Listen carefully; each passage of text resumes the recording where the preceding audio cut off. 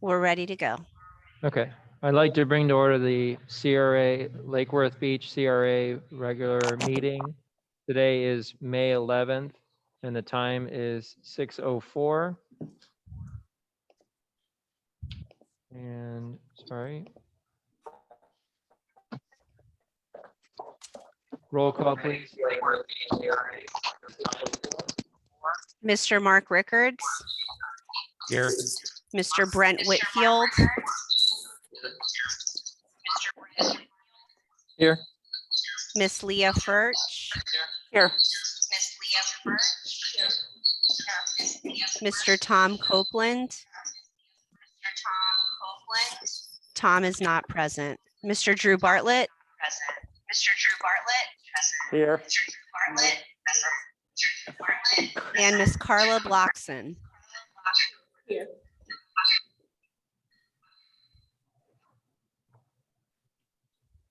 Okay, thank you, Emily. Please let's stand for the Pledge of Allegiance.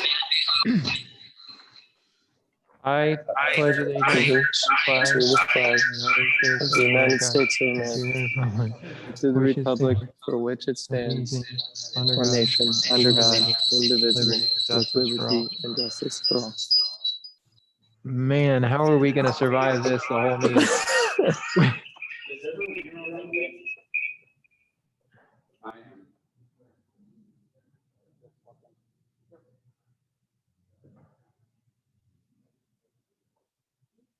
We're getting a lot of feedback.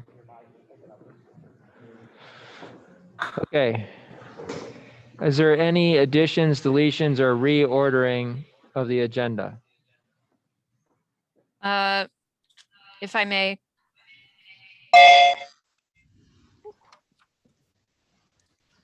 Mr. Chair. Yes. I would ask that because we have people waiting, that perhaps we move the action agenda up either before either discussion or the presentation. It should be a rather quick action agenda item on a facade grant. We have a request from Executive Director Joan Oliva to move the action agenda item A to either immediately after presentations item A or before. Is there a motion? I make that motion. It's Is- Drew. Okay. This is Brent, I'll second. We have a motion and a second, but could you clarify if you would like to relocate that before or after? Before. Before, okay. Have the action Second. agenda go first. Yes, agreed. Okay, motion and a second. All those in favor, please state so by saying aye. Aye. Opposed? Motion carries. Is there any other additions, deletions, or reordering? Seeing none, we'll move to public comment on non-agenda items. Emily, do we have anything? We have no comments on non-agenda items. Thank you, Emily. Okay, action agenda item A, CRA Interior Improvement Grant 716 Lake Avenue, review and determine funding. Chris? Yeah, hi, can you guys hear me? Yes. All right, great. Chris DeBrose, Lake Worth CRA. We have another facade grant application submitted for you guys for approval. This is from Mr. Tom Simaglia, owner of the property at 716 Lake Avenue. Mr. Simaglia has owned this property for many years, along with other properties in the downtown area. Currently, it houses his Carousel Antique Store, so you should be familiar with it. It's right across from the Playhouse. Large building with a lot of facade or a lot of frontage along Lake Avenue in the downtown. We've been working with him for a few months now to create this application, to complete the application, to submit it for you guys. He wants to completely redo the front of that building at 716 with primarily new impact windows and doors, stucco, painting, signage, lighting, so on and so forth. He submitted an application earlier this year, and we're presenting it. We're giving it to you guys to review. He's also, I'm pretty sure I saw him online somewhere. He called in as well to answer any questions. This project, he anticipates to be close to over $80,000. So he submitted an application to us to match in the amount of at the max, which would be $25,000 in matching funds for the commercial facade grant. The application is presented to you guys. You should have be able to see it. It was sent to you last week. If you have any questions, I'm here, and I believe Mr. Simaglia is as well. I think he just has to get off mute. Emily, he's the 954-288 number. That's all I got. Okay, thank you, Chris. Typically on these types of items, we'll ask questions and hear from the applicant before a motion. If all agree, we'll move forward with some discussion. Okay. Mr. Simaglia, would you please introduce yourself? Yes, I'm Tom Simaglia. I own 716 Lake Avenue. Okay, and we'll open it up to the board to ask you some questions, if that's okay. Sure. Okay.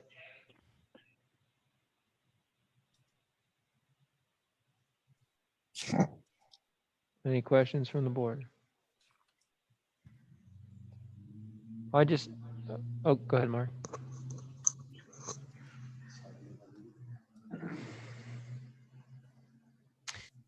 So first of all, sir, thank you. I've visited your shop many times. Just want to clarify something. You're remaining in business, right? In Yes, terms of the use. absolutely. Okay. Yes. That's my main question. Thank you.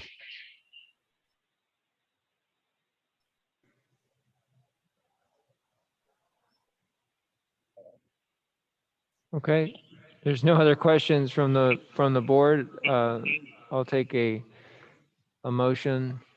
You can, if anybody has a motion on this?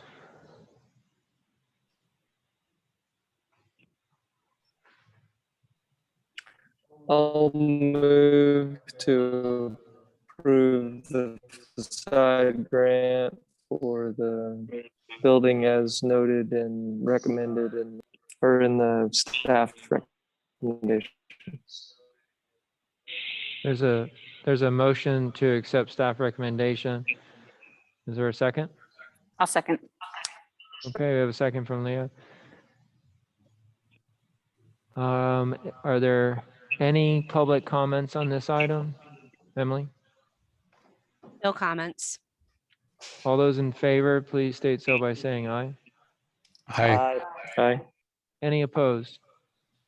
None. Motion carries. Thank you, Mr. Simaglia. Thank you, sir. Okay. Thank you. Appreciate Take it. care. Yep. Bye-bye. Take care. Bye-bye. All right. On to the presentation from the Sun Sentinel Media Group. This evening, we have before you the Sun Sentinel. Lee, Valerie will be giving a presentation. This year, we decided to do something differently. In the past, we've focused on a lot of print ads and also flyers, entertainment guides, mural maps, physical paper to pass out throughout the downtown. So we met with the Sun Sentinel Media Group and decided to come up with a digital campaign to hopefully assist in targeting visitors and locals to the area and different ways that we could promote our projects, grants, and of course, our Day of the Dead event. So from those discussions, they decided to focus on direct email marketing, paid social ads, and digital display ads. So this evening, I have before you Lee and Valerie. I'm going to turn it over to them, and they're going to give us a brief presentation and then open it up for questions to the board. Lee? Yeah. Hi, everyone. Hi, Emily. Thank you. Yeah. Can everybody hear me? Yes. Okay, great. And Valerie just messaged me. She wasn't able to join, but I'll introduce you to the team. Let me share my screen. Bear with me.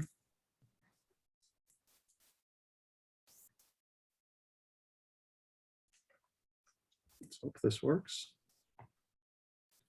Can you all see my screen? Yes. Okay, excellent. Okay, yeah, so I'm Leah Sopakis. Valerie Fetter is our account manager. She couldn't be here. Vanessa is our digital engineer, and just a little bit about us. Vanessa is the one that really has been dealing directly with Emily on getting the creative set up, getting the campaigns built out, and actually putting together all of the data that I'm going to share with you today.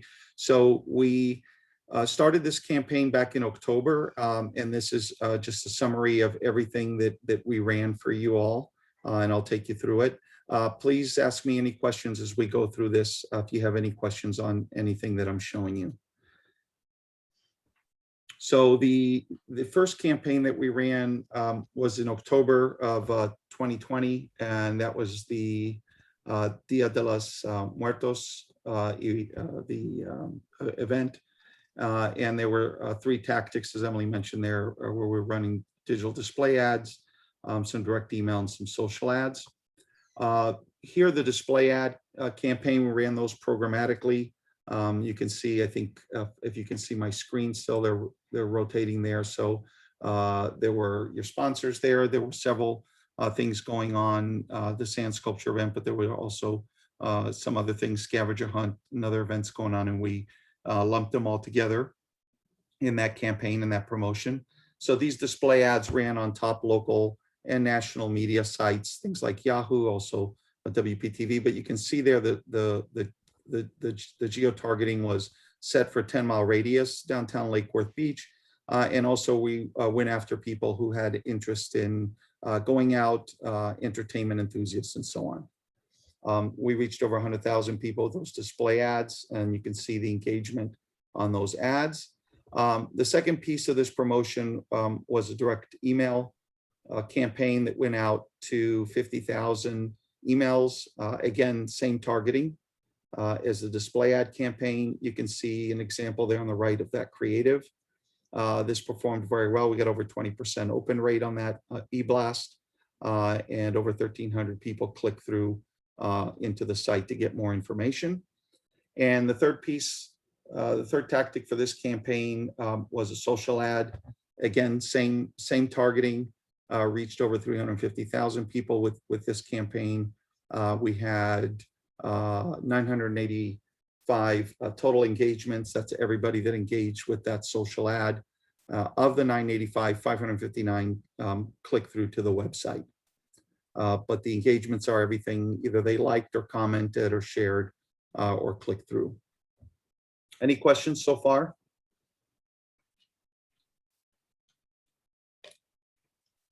So the next piece, next campaign started in November, and that was for the commercial grants. And so this campaign is a little bit different, more of a different targeting, but we stayed with the same tactics with display ads, direct email marketing, and social ads.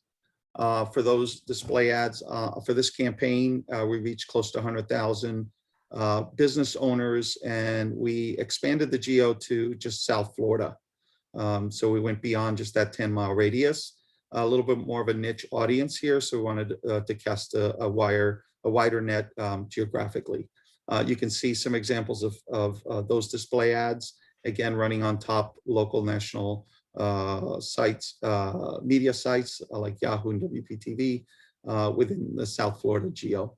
The e-blast for this, also 50,000, same target list, business owners in South Florida, just shy of 20% open rate, very good, and over 1,400 click-throughs from that email. And the third piece for this campaign was the social ads, same targeting, business owners in South Florida was our audience, over 230,000 impressions for that campaign, 957 total engagements. And you can see some of the creative there on the right.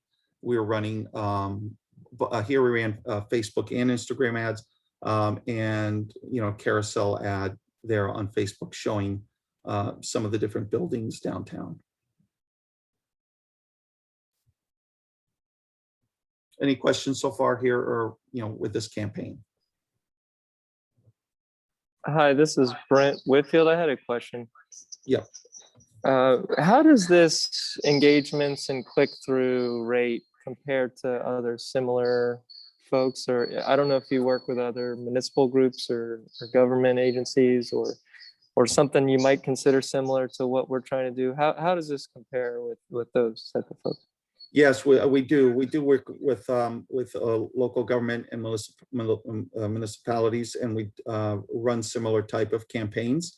I would say that the ad engagement, when you look at CTR, if we're looking at this screen for the social ads, a lot of that depends on what the call to action is. So it's tough to compare apples to apples there, because, for example, in these campaigns, the call to action is just simply learn more. Whereas someone else may run something like, get just a more aggressive promotion of either giving something away or some type of a discount or something else. But for your industry, we find that this is a pretty good CTR 0.4. I would say 0.1 to 0.3 is good for social media without a strong discount or offer. 0.4 is pretty good. Actually, I was surprised that this B2B campaign got better engagement than some of the consumer campaigns did. I would have expected the events to have a better CTR. But for certain things where there are offers, I think we can see CTRs upwards of 1%. Which is really, really good. Again, that's when we're giving stuff away. Thank you. Appreciate that. Okay. And I will I'll take that question with the other media as well. I'll just backspace real quick.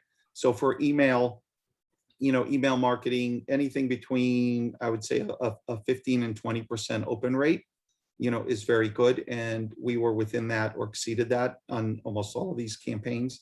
And 1.5 to 2% click rate is really good. And you can see here we were close to 3% on this one. This campaign to business owners performed better than I was expecting it to. And so the next one we ran in January was, Visit Lake Worth Beach. And this was kind of that broader, reaching that local audience. Same tactics: display ads, social media, and direct email. Here's some example of that creative that ran. We targeted over 100,000 entertainment enthusiasts, frequent going outers. We did a Palm Beach DMA here where we're targeting more of the county level, a little bit larger, getting people from North Palm Beach or Wellington or even South Boynton, Delray, Boca to come up to Delray. 0.23% CTR here. That's very good. 235 clicks. These are awareness type campaigns. So anytime people click through them, especially when there's no real strong call to action other than just, hey, check us out and learn more, is very 0.23 click-through rate is very good for this campaign. 0.1 is decent. We're at 0.2.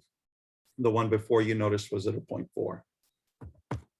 And this is the eBlast. Again, pretty close to 20% open rate on that. You can see the creative there on the right. And then a close again, 2.6%, almost 3% click-through rate, 1,300 clicks through. Same targeting, entertainment enthusiasts, Palm Beach DMA.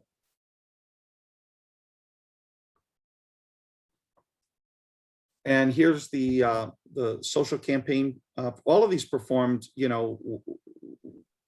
pretty much the same. I mean, they all generated about a little over, 2,000 engagements for each of these campaigns. So they were all very, very consistent in terms of the reach and the engagements. 0.38 CTR here, over 1,000 engagements on this one, and 282,000 people reached.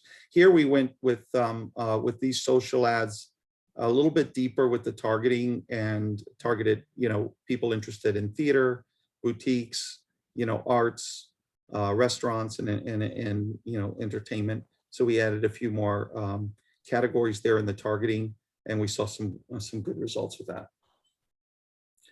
Again, just learn more is the call to action. You can see the creative there. We added retargeting on this campaign, which was really cool, and we saw some good numbers here. Here you see the CTR went over 1%, and this is the situation where you would see that is when we're retargeting off of people that are coming through to your website. So the challenge with that is, the number of audience that we can reach, it depends on the traffic to the website. So typically is a lot smaller than a targeting audience. So this is everybody that comes to your website, and we follow them with those Facebook ads. And you saw really good engagement with those ads, over 1% CTR, which is fantastic. This is something I strongly recommend you keep doing, on an ongoing basis, because you don't know how they're coming to your site. Maybe they're Googling you, maybe they're finding you some other way, but you're staying top of mind. They've shown interest in what you're doing. And the campaign in March was value, vitality, and vision. Same 3 tactics, switched up the creative there. Here's some examples of the display ads that ran on that. 80,000 reach. Homeowners, we went with a highly engaged network. Lake Worth Beach, geo, kind of tightened that geo up a little bit. The CTR much lower on this one, with only 78 clicks on this display ad campaign. And here is the eBlast, 50,000, similar numbers again, close to 20% open rate, well over 2% there, 2.82 on the click-through rate, very nice, 1,400. So that's really good click-through rate. You could see the demo there, household income, age, and then Palm Beach DMA. And the social ads that went along with that, again, with social, we have some different targeting filters, so we can go a little bit deeper, targeting folks interested in community issues, redevelopment, real estate, and some other things there. And you can see 162,000 reach with that ad, and you can see the engagements and clicks. And the final campaign was in March, actually started in February, went through March, and this was the Sweepstakes campaign. So this was, enter to win. And here is the Sweepstakes page that we built, and the giveaway items there. We had 142 entries into the Sweepstakes, and then there were 3 winners selected. And here are the display ads that ran promoting that. You can see here we expanded that to get some interest outside of the Lake Worth area, to get people to enter and win, and then want to come and visit. This is the eBlast, well over 20% there, 22, almost 23% open rate, fantastic. You can see the difference when we're giving something away versus just, click for more information, close to 3% click through on that. And here are the social ads, because we had a golf package there and restaurant stuff. So we did theater, restaurants, golf interests, ages 25 plus, and then Palm Beach County. 0.3% CTR, very good, over 1,400 engagements. And I think we had over 2,000 folks that clicked through that Sweepstakes page, and 142 that signed up. We had some pretty good data on that Sweepstakes page that I'll share with you all, because we did ask them to fill in some information in order to enter to win. Let me go to the next slide because I think it shows it better. Yeah, so we noticed that the ages 45 to 64 were the majority of the respondents. We had a little question there of how often do you visit Lake Worth Beach? So a very small percentage, even though we expanded and reached outside of Lake Worth area, went countywide. Only about 8.4% said they had never visited Lake Worth Beach. The rest, as you can see there, 1 to 2 times, 5+ times, 3 or 4 times. And then we asked them to pick, what they visit for. Restaurants by far. And here, each respondent could pick multiple things. So that number adds up to more, but you could see restaurants and then parks, and then shops, number 3. So overall, if we, put it all together, we skipped a month there in December, but it ended up being about a 6-month period, about 5 months of actual campaign and ads running. Total with everything, we reached, over 2.1 million people and had over 12,000 ad engagements. So those are some really good numbers. I think, our recommendations are obviously, continue the things we saw working really, really well were the social ads and the e-blast, and definitely the retargeting. We have the ability to not only retarget the website, I think we should be doing that on every campaign, but also any engagement to your social channel. Anybody that's following any of your pages or engaging with any of your ads, we can continue to retarget them and refresh that creative monthly with the different, events and happenings and things that you guys have going on. The e-blasts are working really well. I would continue those monthly, again, align those with the different events and things that you're promoting, or just more of a generic message about who you are and what you're doing. And the sweepstakes, I love the sweepstakes. We got some really good responses with the sweepstakes. So I would consider maybe more juicy offers, maybe a grand prize or something bigger. The ones that I see that we've gotten more respondents is when they have larger prizes, like we're doing something right now with Tri-Rail, where we're giving, it's a trip giveaway, airfare, ride the train, weekend stay at a hotel, and so on and so forth. So if you're able to get larger prizes like that and run a campaign, a sweepstakes like that, I think you'll get much higher engagement with the sweepstakes, but something like that. So that's it. And if y'all have any questions, I'll take more questions now or circle back to any of the data.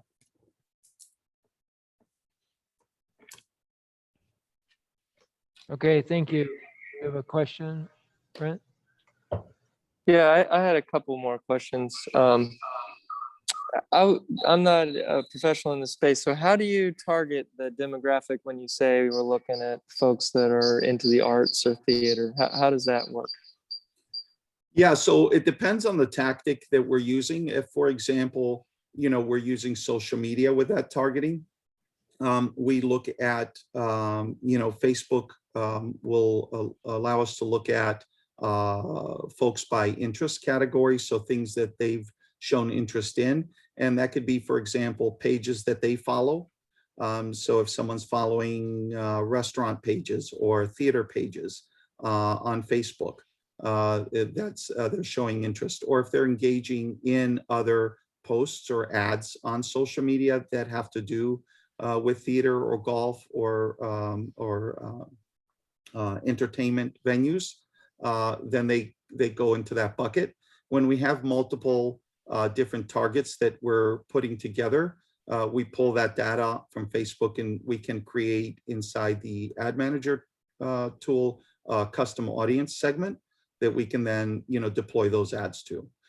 It works a little bit differently with display ads and with email.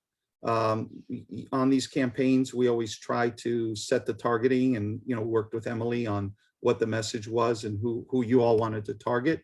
So then we were able to pull that data for display. For example, we can look at behavioral targeting, where we can say, okay, somebody has physically visited a restaurant X amount of times a month, or has gone to the theater, goes on a regular basis to the theater, or plays golf regularly.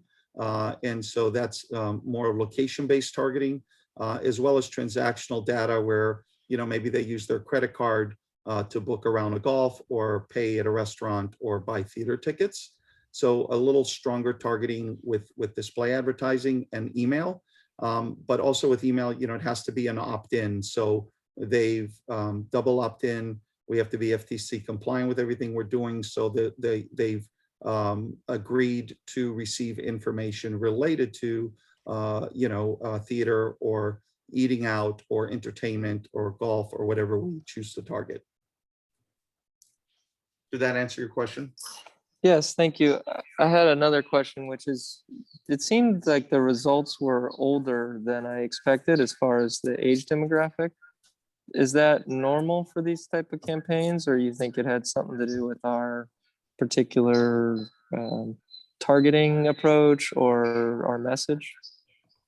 Yeah, I think so. I think you're right. It depends, and we can always include demographic targeting of age and income, and we did on one of the campaigns. Sometimes it's better not to restrict it and leave, cast a kind of a wider net and see what happens and see who is interested. It's interesting because a lot of times we set the goals for these campaigns and we think we know who our audience is or who our market is. And then when we run the campaign, you realize it's not who we thought it was, or at least the respondents aren't who we thought would respond. So a lot of that depends. We can definitely narrow down even further. I don't recommend it because I think it's some good data there to show. Regarding the sweepstakes results, where you saw kind of that audience skewing a little bit older, that could have been that, hey, that older demographic is into winning stuff, right? I don't want to age myself, but I very rarely will enter a sweepstakes. I'll click on it and look at it, and I may even go to the event, but I won't enter to win anything. It's just who I am. So that may be generational. I don't know. We've seen sweepstakes all over the place. A lot of the sweepstakes where there's giveaways, it does tend to skew a little bit older, depending on what we're giving away. There was a golf outing there, restaurants and things. But I guess it depends on what you're giving away. We did a campaign with the water taxi, and that was a little bit younger. The results for that sweepstakes, we were giving away a 2-night stay at the Margaritaville in Hollywood, a Yeti cooler, water taxi passes, and paddleboarding lessons. So, the respondents for that campaign were younger. So I think it depends on what you're giving away, and who would find interest in it. Thank you. That's what I was looking at, was the age demographics of the sweepstakes respondents. I definitely am not in favor of trying to micro target age groups. I don't have any interest in that. I don't think that's in our best interest. Yeah, and I think if you did a different sweepstakes where the giveaways were different, you may see a different audience versus theater tickets and golf would tend to skew a little bit older. Thank you. Mm-hmm. Good, great questions. Thank you. And anybody else? Any other questions? Thanks, Mr. Chair. Lee, this might be a strange question. I'm just curious if you can tell with this kind of data, two things. One, sort of where people are spending their money in both downtown and Dixie Highway. And I'm just curious. Not so much interest on what they say in a poll, but more like where they're actually spending money. And you brought up credit card data. The other half of that question is, aside from credit card data, can we tell who's coming to Lake Worth from where in terms of locational data? Yeah, those are some deeper questions.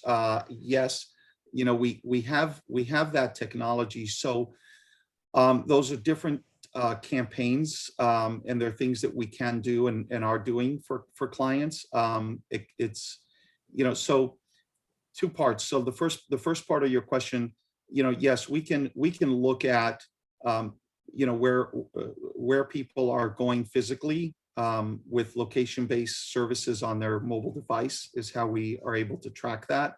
So, if somebody comes down to downtown Lake Worth and they have their cell phone in their pocket or in their purse, we can tag that device, and we can so we know that they're there, and we can follow them and serve ads to them. which is something that I had discussed with Emily early on, but it was something that, we had to stay within, a certain budget with these campaigns. But that is something that we can do. We can also look at people who are spending, like, let me give you this example. I think will answer your question. We can target an audience that prefers fine dining. And we know that they eat at a, Ruth Chris or a Capitol Grill or Morton's or, high-end restaurant, at least 2 to 3 times a month as an example. And we can use both location data and credit card transactional data to create a really strong audience there. So we know for certain that we're targeting the right people.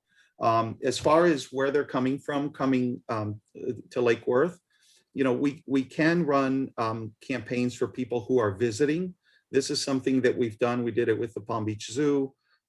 We've done it with the museum, drawing a blank now, Miami Seaquarium, and some of the museums and some of the other campaigns where we are tagging people on social media that we know live outside the area because their cell phone resides outside the area, but they're currently visiting this area. So we can say, okay, we want them outside of 150-mile or 250-mile radius. Most likely they're visiting family or they're on vacation. And we can serve ads to folks that are in the area that we know don't live here all the time. I don't know if that answered your question. Yeah, it does for the most part. Yeah, It's and interesting. the other thing that we can do, and this is something that we can do through your website. If you're interested in more advanced analytics like that, we can put code, on, and you have 2 different websites there. So one is more of your CRA website, and one is more of the consumer website with the Lula.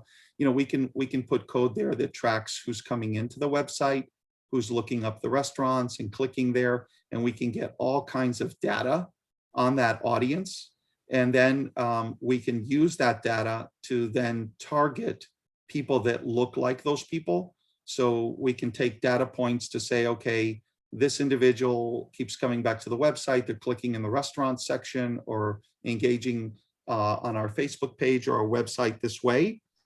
So they're interested and we know they're coming downtown. So we want more people like this person. We want to get ads in front of that audience. So we can take that data, mine it, and then create custom targeting audience segments of people that look like those people.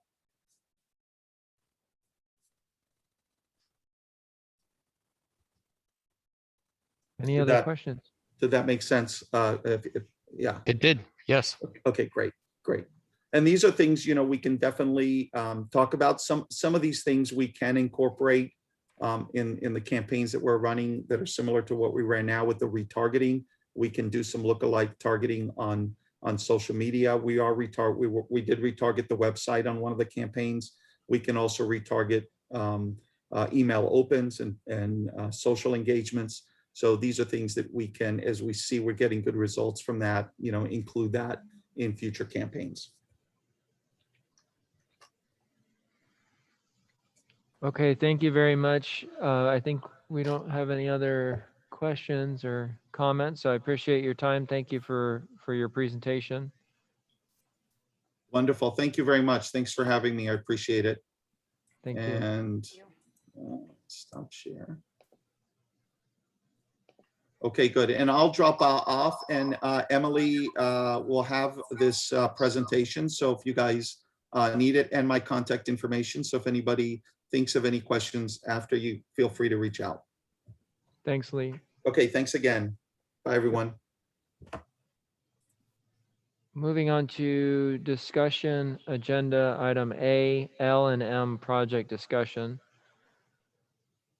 Joan, would you like to start us off? I would, thank you. Before I get started, I just wanted to say to, Alex Rosemary and Norman Weinstein, who are on the call, I want to thank them for their patience and remind everybody that, the RFP that we did last year was actually advertised in March and it wasn't closed until August. And it's been another about 6 months since then, and they have been, they've been extremely gracious with their time and their expertise, and they would like to speak to the board. And I would, ask that you allow that. However, before that, I would like to just kind of go over a few things with the board and maybe talk about a little bit of an alternative process. And I say that because I've had several meetings with some of the new commissioners. I've also had some meetings with some of our commissioners, and some of our commissioners have had meetings with the new commission. And I think the process has become a little too bogged down with misinformation and not enough public engagement. And I take full responsibility for that. The city on the 18th of May is engaging Elizabeth Plattner-Zybeck, who is kind of a very well-known new urbanist, who's also an architect from the University of Miami. And I sent all of the board members a link to her site today, so you could get to know a little bit more about her before that meeting on the 18th. And my understanding is that she is coming to talk to the city a little bit about the development process, trying to understand exactly, what the land use is, the zoning is, a little bit about our history. Us ourselves have sent her the redevelopment plan, the cultural master plan, the TOD plan, and the city has sent her a whole bunch of information as well for us to kind of set the table, for us to really talk about what the vision is for downtown. Because obviously, some things have changed, like the commission, and there's certainly sentiment out there that we don't want to ignore, and we certainly want to engage people. So out of those conversations I've had with city staff, I've come up with, and not by myself by any stretch of the imagination, this is working with others, is an alternative idea that we kind of pause where we are right now in the process, understanding, and I want everybody to understand that we do not have a site plan. We do not have a development agreement. All we have right now is a proposal. But still pausing where we are right now and getting, I think, a better vision from the new city commission and whoever the new administration is on what the vision is for downtown. And it's not just L&M, there's other sites there as well, obviously, and there's other redevelopment areas in and around the downtown that we need to be cognizant of what exactly people are expecting down there.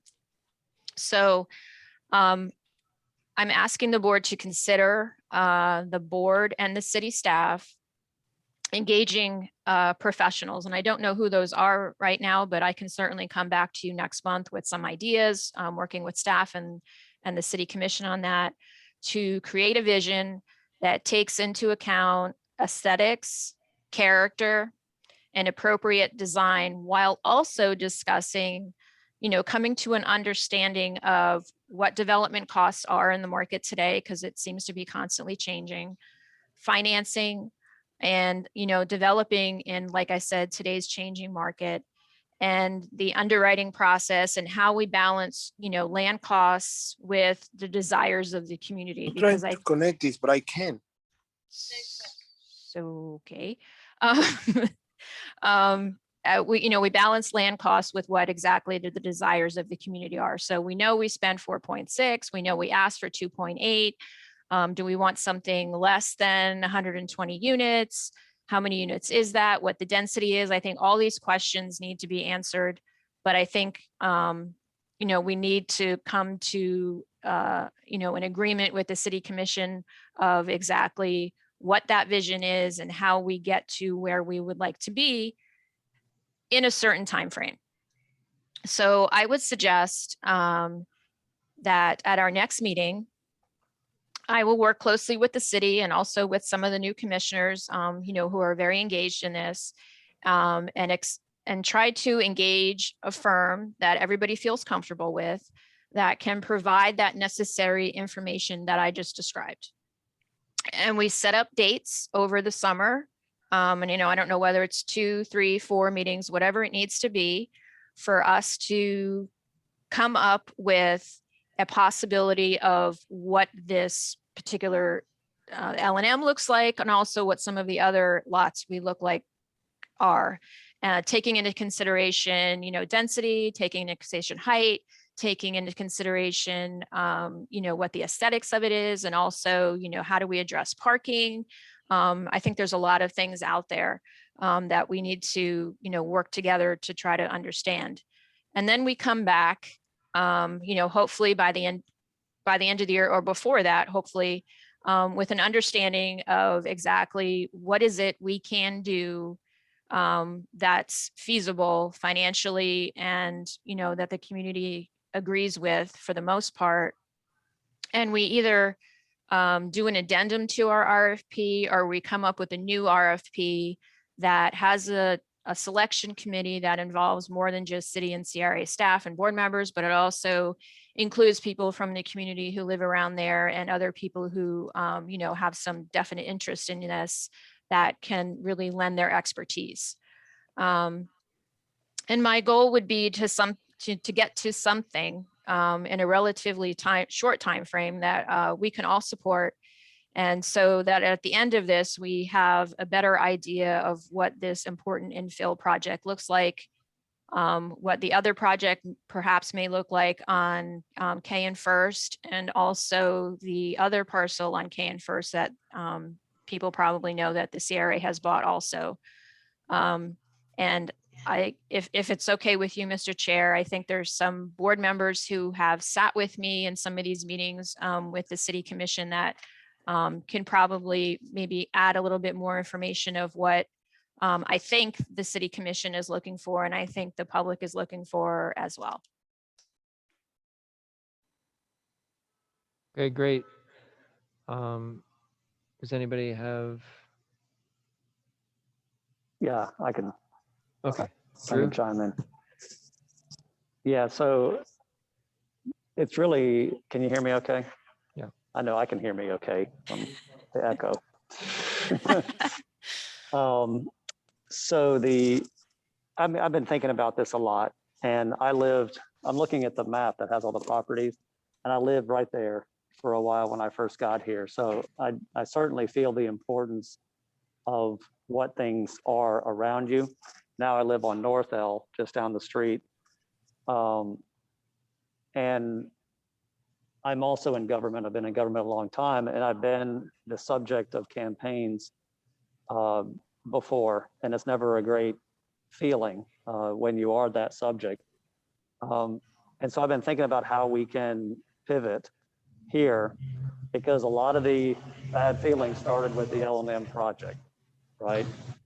And I was on the review committee, and I had a lot of the same feelings that the community has about the Alm Project, but I understood the process. I understood what the city was asking us to do, the zoning codes that they had set for the project. So we were kind of living in those parameters. But the new commission, where this was a central piece of the whole campaign, needs a reset. So I've been talking to them, and I think the CRA is very, very capable of doing a charrette. Maybe it's the city doing it, but I know I've seen what we can do, and the engagement that we can do, and the progress that we can make with our excellent staff. And so I really think that a good engagement process that not only engages the public, but also engages the commission to try to come together and say, all right, if not that, what? And then we can, start over, right? And maybe it's with Rosemergy if they're willing to do it. But we need to think about, and the commission needs to think about and set the right direction this year at some point. Otherwise, I can just see taking a project to the commission right now. I just don't think that would be a very productive discussion. So these properties here are so important to the community. And I think if we get a good firm that can have a very productive charrette, put everything on the table, think about everything, costs, how you do it, all the hoops you have to jump through. Then they also engage the commission in that conversation. And it feels like we can get to a place where the CRA can move forward. We can do what we've been doing, which is incredible work to help out the community of Lake Worth Beach. And I've had conversations with a number of commissioners and have gotten very positive feedback about moving in that direction. So I really think that, Joan, you've laid out something that to me is a good approach to this. And so I just wanted to share my whole thought process through this whole thing. Thank you.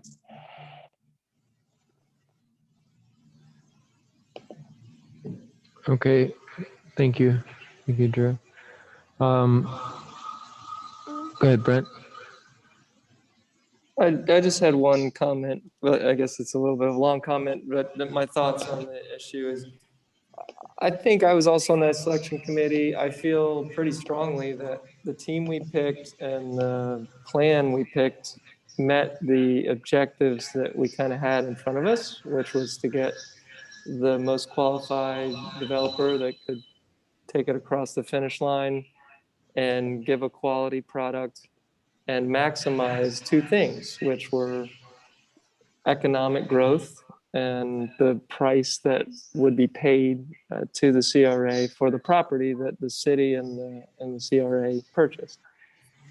I think what we see with the new commission, and I think it's a totally reasonable reflection of what folks in the community want, is that what I thought were the priorities for the development are different from maybe what the community at large feels. And that if the maximizing the number of residents that can live in the development or maximizing the price that is paid for the property to offset the cost of purchase, if those aren't the highest priority, and a different priority is some type of character of the building or fit with the community, then I think our selection may look different. And so I think Joan's suggestion makes sense. So I think if we can align the way our objectives are with the incoming commission's objectives, then ideally we're selling this project together, our board and the commission, to the community. Because in my mind, if we have less units, it's likely we're going to get less money for the project. And so we're going to have to go as a group to tell the taxpayers that we spent a little more than we're getting back. And we need all of our board and all of the commission to be together to tell that story, I think. So I think it's a good idea. I hope we can continue to work with Rosemary, if that's how it works out. But I just want to agree with Drew and Joan on that and kind of express my thoughts. Okay, thank you. Mark? Thanks, Mr. Chair.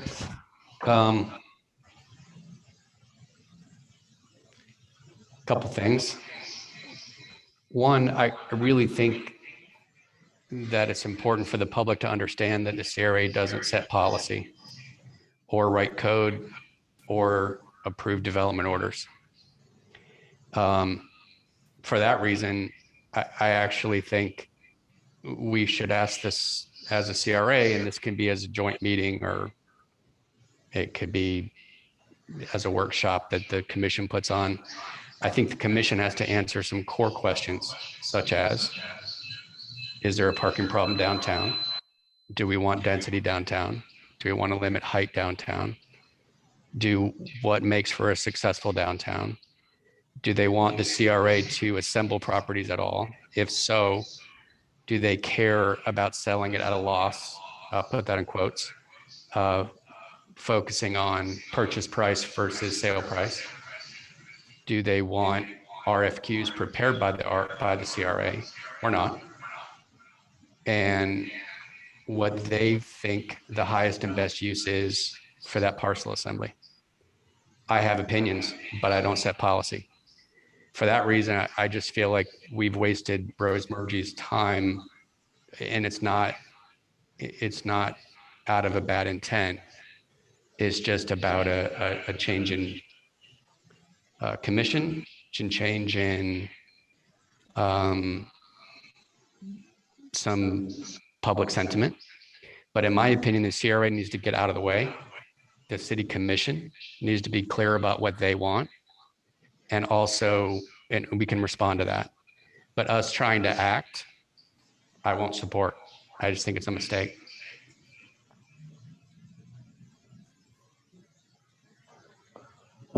Thank you, Mark. I echo your comments that ultimately the zoning and what the landowner is able to do there is already in place.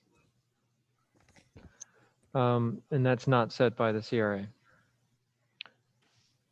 So we I have engage. Representative Hardy with us. Oh, all right, good. Can you, I think you're muted. Hi. Hi, how are you?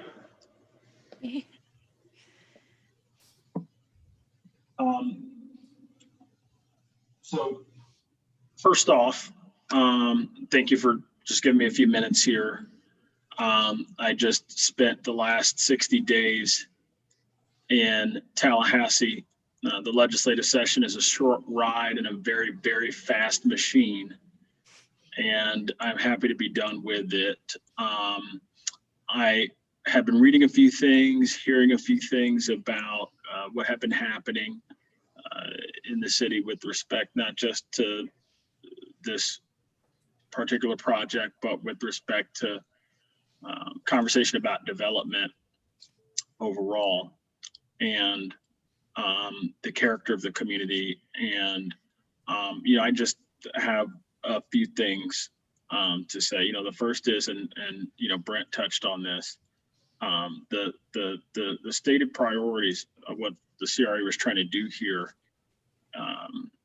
in handling this RFP were about price, and they're about maximizing what the city could get out of this in quantifiable terms, maximizing the number of units, maximizing the number of future residents, the number of future customers for existing businesses, the number of future citizens and voters in the city.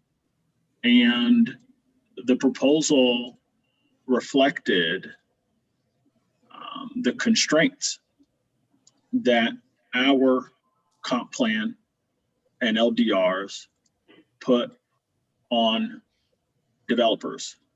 That is to say, what was proposed is legal. And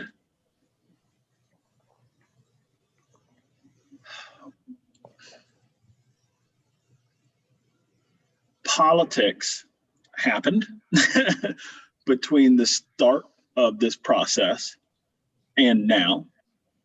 And the way that our approval processes work, a project like this, although it follows the rules of our zoning code, is still subject to discretionary approval processes. So the politics and the change in the politics is now relevant. And what I'll say is that I see folks on both sides who have very good arguments. I think on one side, you have folks who are concerned about their community, who are concerned about what it looks like, what it feels like, who don't want to lose what's special about it, what they're able to appreciate about it. And then on the other side, you have folks who started the process, played by the rules, who gave us a product. The product was vouched for by a city board, and who would like to move forward based on the rules of the game as they knew the rules at the beginning, and who now are facing political headwinds, and who are probably rightly very concerned not just about whether this project can get to the finish line in its current form, but also about whether the city's politics can sustain continued investment. And look, you know, I don't have any Nobel Prizes in economics, but what I do know is that uncertainty is the enemy of capital, and it's very difficult to put your money on the line if the basic rules of the game aren't clear, or if you know that the rules of the game might change. And so I would hope that there's a way to go forward that brings together folks who care about the character of the city and folks who simply want to bring good things to the city. I think housing's a good thing. I don't know that it's possible to have too much housing. I live in something that was built by a developer. If the guy didn't build it, I don't know where in my district I'd be living.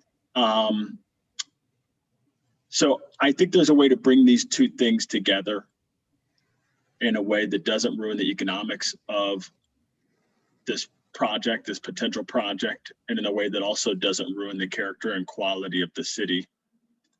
And I don't think that someone has to lose in order to achieve that kind of compromise. I don't think this is something where folks are going to have to give up things that really mean something to them on each side. I really think that there's a middle path forward, a win-win here. And I just hope that the CRA, in working with the commission and in working with the development group here, who are composed of folks who know what they're doing, who have experience, and you know, whose interest in the city is not new. I think that there's a way to bring these interests together in a way that works out for everybody. And I would hope that there's a way to do that.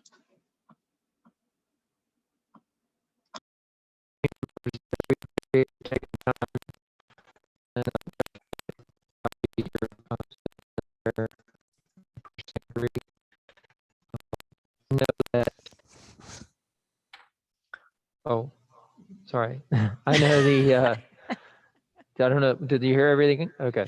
No. Oh, okay. Thank you. I want to say thank you, Representative, for taking the time. I appreciate your comments and your sentiment. Personally agree with that, and hope that we can move forward. I know we have representatives here from Rosemary in regards to this project, and we'd like to hear from them as well. So if you could unmute and.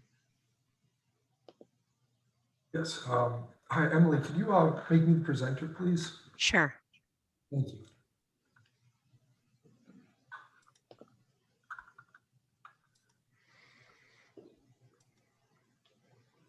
Can you also hear us as well? Yes. Right. So just kind of in the room here, so you know, we have Rob Romagnoli, who's actually at a different desk here at the office, Nick Desiato, our CFO, and Norm Weinstein, who's our co-development partner here. So thank you for taking the time tonight to meet with us and giving us some airtime here to talk about some of the the economic realities of what we're facing with respect to this deal. I want to say at the outset, Representative and members of the board, I really appreciate many of your comments. Many of them were perfectly placed. I think that we would all hope that there is a way that we can all mutually, work together to get something that the city of Lake Worth Beach is really proud of and ultimately is financeable and makes economic sense from a project level standpoint. As you know, in our business, South Florida has changed dramatically in the last 12 months, and with that, the Joan articulated the costs of construction are changing by the minute. And so economics on these deals are changing along with it. We did come in, my partner Norm and I and our group came in following the rules of the RFP. We felt we put together a great proposal that was, that took into account the zoning requirements and restrictions. I believe that other projects had higher density, at least one did.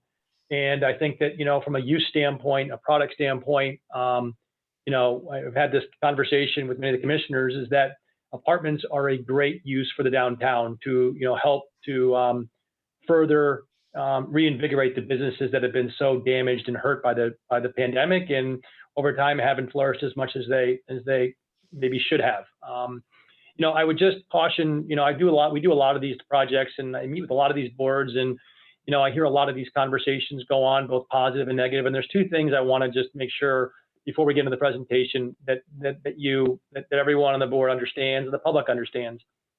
We're not here to put the public or the commission or the CRA in a difficult position. We only did what we were asked to do. We submitted an RFP based upon the guidelines. We were very proud of what we did. We spent an immense amount of time trying to design something that we felt was certainly going to, help raise the bar of Lake Worth Beach. But we don't ever want to put anybody in a position where they feel like this is, I've heard a lot of things said about this project, not for the positive, unfortunately. And we don't want to be in a position of building something that everyone dislikes. It's just not good for business. It's not good for our reputations. And life is too short. So, if this does move forward, we hope that, not everyone's going to be happy. We understand that. And sometimes the minority, the 100 or 200 people that are not happy about it sometimes, dominate the room, but the thousands that are supportive don't. And so I just caution the board that, make sure that you're getting, that everyone in this process, make sure you're getting a true understanding of what the community, the greater community wants, and truly what's best for the long term of Lake Worth Beach. I think that's an important part of this process.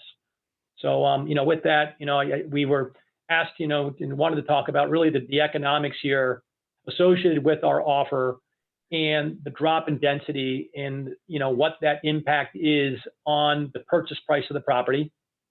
And long term, how good of a deal is this for the CRA? I mean, was this a good deal? Or was it a bad deal? And I think you'll see from our study that you'll kind of understand, and these are conservative numbers, and I think that you can find any expert in South Florida that does real estate taxes and understands the general principles of investment strategy, that this is a good deal. It's a good deal for the city of Lake Worth Beach. And I understand that the sources, needs to be vetted, but just take a look at it and you guys can be the judge.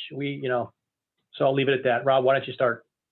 Yeah, thank you, Alex. So, as it's been discussed on this call earlier, there's been a bit of misunderstanding, I think, and a lot of this comes from an article that was recently run showing how the CRA purchased these parcels for $4.6 million, and that they're receiving from the developers $2.85, and they're left there holding a bag of a $1.7 million loss. And what we'd like to do with this presentation is just clear the narrative and to show how the project really is creating immense value for Lake Worth Beach through real estate taxes that are being generated. And really that $1.7 million quote unquote loss is a residual investment that the CRA has in these parcels.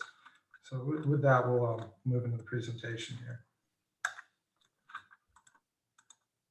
So the assumptions for this analysis are that we're looking at a 30-year investment time frame running from 1/1/20 to 12/30/50, and that the real estate tax assessed values would increase at a 4% annual increase, which is what we use for internal underwriting, which is below what the maximum city allowable increase of 10% per annual is. This also doesn't take into consideration any type of city millage rate increases that could happen. This also does not take into consideration any sale of the property, which if the property were to be taken out to market, the property would trade at a much higher value than then being taxed by the city, which the city would be able to recognize. And that's a part of our business plan here. We intend to hold this property long-term. We view this as a great asset to have long-term, and it's a vibrant city that we want to be a part of its growth. Also, this analysis doesn't take into consideration the city's amended sustainable bonus incentives, as we're still underwriting and trying to understand what those incentives mean for us in the project overall. So with that, if this project were to be a 5-story project, taking into account that the city paid $4.6 million, we then offered $2,851,000 predicated on the fact that we would be able to develop somewhere between 125 and 150 units as in our initial RFP. With that, the CRA would have a residual investment in this property of $1,749,000. Now that is important there to just keep in mind that that's your residual investment in this property. It's not a loss in any means. Now, when we take this and we look at what the tax revenues generated from this property over the 30-year period, over that 30-year period, based on 125 units, this property would generate tax revenues that are going directly to the city of Lake Worth Beach, $14,492,235. That's an average annual return of 21%. And just as, you know, point of comparison for returns, if you look at the S&P 500 from 2000 to 2019, the S&P grew at an average annual rate of 8.77%. So right now with this deal, the way that the CRA is executed so far, they're outpacing the S&P almost 3 times, which is pretty impressive. Also, if you look at it this way, for your original investment of $4.6 million, over that 30-year time span, you've received back your money 3.15 times. And again, like we said, these assumptions are fairly conservative, taking into account that your millage rates could increase, your assessed values could increase. There's a lot to be had here, I think, for the city. Now moving into what this would look like if it was a 4-story project. So when the project is 4 stories, there are a lot of changes that happen here to the project on our end that on the surface may not seem like they impact the project a lot. It may seem like, oh, well, you're only taking 25% of the units. But what happens on our side is you take away 30% of the revenue.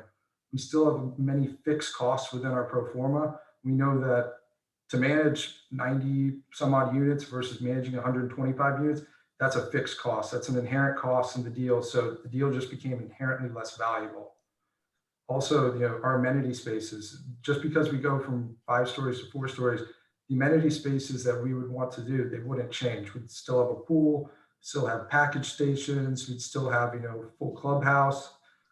We have inherent costs with FPL. We're going to have inherent costs with cable and data providers.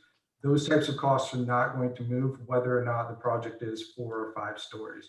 So with that, if the project were 4 stories, our purchase price in order to reach the same required return rates would be $1.2 million as opposed to 2.8.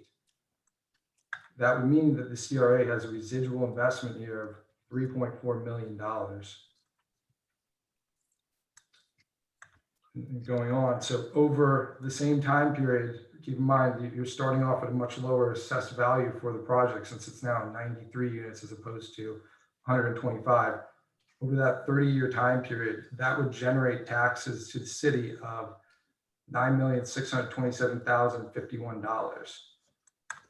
That would represent a 2.09 return on their initial investment. And now you're at an average annual return of 8%. So you're just under S&P's 20-year average, which is decent.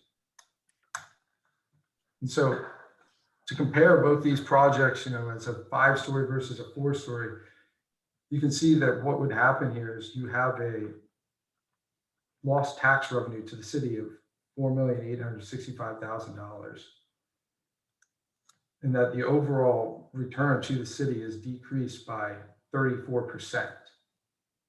And just keep in mind, as time moves on, because the city's going to be here for forever, this graph you'll see here in the top right-hand corner, that gap there between a 4-story and a 5-story project will only widen. And as interest compounds, it will further and away prove that 5 stories more and more beneficial to the city.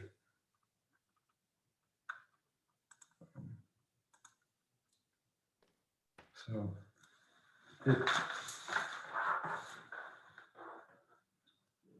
and I just want to open up to any questions from everyone. If there's anything you'd like me to go back, answer anything that you have, I'm happy to go back to prior slides or answer any detailed questions on assumptions and how we we did this process. Rob, I just want to highlight two things that are really important here. Number one is that one of the reasons why the per door price is so low is because the parking deck required to park it. You know, we've seen differing proposals on this property. I think none of them take into account the need for parking on some number of units.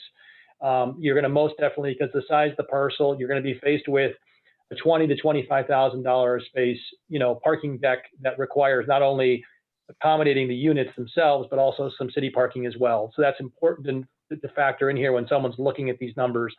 Number two, when you look at what we did to go from 5 to 4, you whack a number of 3-bedroom units, which in our business are typically the most profitable, because every time you have to build a kitchen and bathroom, it is by far the most expensive part of the unit. So when you're building bedrooms, it becomes much more accretive to the overall valuation and economics of a deal. And then the last thing is really the number of units, as Rob pointed out. You know, payroll, number of fixed factors. I mean, that go into a deal that just can't be changed. And so, you know, these numbers are rough numbers. I mean, there's opportunity to move these numbers. You know, we were conservative in a lot of ways in this analysis. So we don't want anyone to kind of, you know, let this dictate, you know, moving forward. I think what we're comfortable with sitting here today is that we would consider a 4-story building, and, you know, and then maybe the purchase price does come back to be a focal discussion point if that were to happen. I think Representative Omarty, you know, I think he admitted perfectly that, you know, that uncertainty on our end is the death of a deal. And so, you know, we've been hanging on, as Joan pointed out, for many, many months. And, you know, we're here, we're not going anywhere. We've been here for 44 years. We'll be here for hopefully 44 more. And we'd love to do a deal and, you know, and develop a great project in the downtown of Lake Worth Beach. But, you know, unless we have certainty that something does get approved in some manner or way, shape, or form, it would be difficult to make that commitment at this point in time.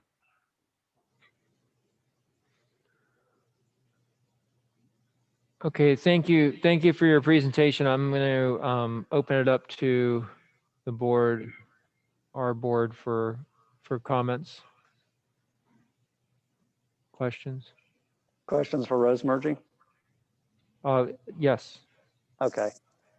So I know in my conversations with the new commission, which is in charge now, and we have to get direction, like Mark Rickards had said, from them. When they talk about this project and everything, I haven't heard any of them talk about return on investment or new tax revenues as being something that they look at when talking about these properties. But I know you guys have met with them as well. And so how has that conversation been with the new commissioners? You know, I mean, I tell you, I was at all those meetings, and I would tell you that, you know, it's, you know, I left many of those meetings feeling that the conversation was positive, you know, and so, you know, I think that we left all those meetings very aware of, you know, trying to accomplish. And at one point, many weeks, you know, a couple weeks ago, we felt like, okay, let's move forward. And then obviously, then the moratorium comes up, that conversation, the sustainable bonuses, and then, you know, we're sitting here tonight. So it's been a mixed bag of, you know, of sentiment towards the project. I mean, at one point we'll meet with these commissioners, and they're very positive and say yes. And, you know, we get a sense that, okay, this might have life. And then all of a sudden, you know, it seems like in a public forum, you know, and what we hear, whatever else, it doesn't feel like it's the right thing to do. You know, and until we kind of hear that positivity, I think at these commission meetings, and the sentiment that this commission would be willing to grab onto some type of proposal that's, you know, 4 stories or above, then, you know, it doesn't seem to make much sense. And we don't want to get caught in the crossfire, to be honest with you. You know, there's a lot of crossfire going on, and we'd rather just step aside and let everyone work out what they need to work out. Yeah, we're well familiar with the crossfire. You know, the relevant conversation, and it's been commented earlier, is to set the rules. You guys set the rules as to what we can do, what are the parameters, what's the density, what's the height, and then we will provide a product that's consistent with the rules. The problem always becomes for us as developers is when the rules change and they're not fixed, and there's no clear focus and there's no clear agenda. I think it's important that the CRA, the city, and whomever else is involved to come up with a new set of rules for development in the downtown. And you'll find that we will be a cooperative developer, and we will be able to deliver a product that's consistent with your rules.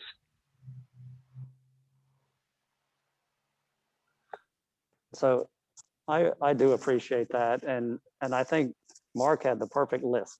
Like, what are the rules on all these things, right? This is what we need to know. And so I don't really have a predisposed opinion on what the rules need to be, but I know that we need to figure out how to get there. Not we, the commission needs to figure out how to get there. And so in my conversations with them, I don't gain 100% confidence that without some sort of process that is an engagement process with them, with a professional, and maybe the city hires the professional, but with a professional that can help with the community engagement and bring that with the commission. So there's this engagement process, so the commission is facilitated into giving that feedback.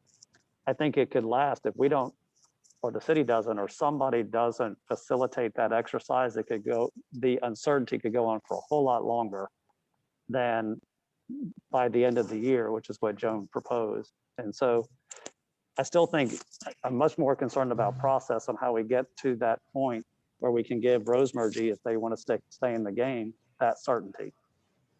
And they're a great company, so them staying in the game would be optimal for everyone. But that we need those answers that Mark said. And I think some sort of process to get to those answers that involves the commission and the public is ideal to get rid of the uncertainty quicker. That's why I liked her proposal.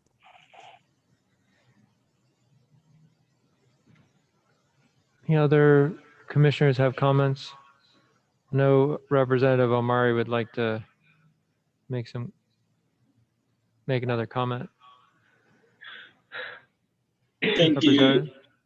Yes, I'll just say, and Drew, Mr. Bartlett touched on this.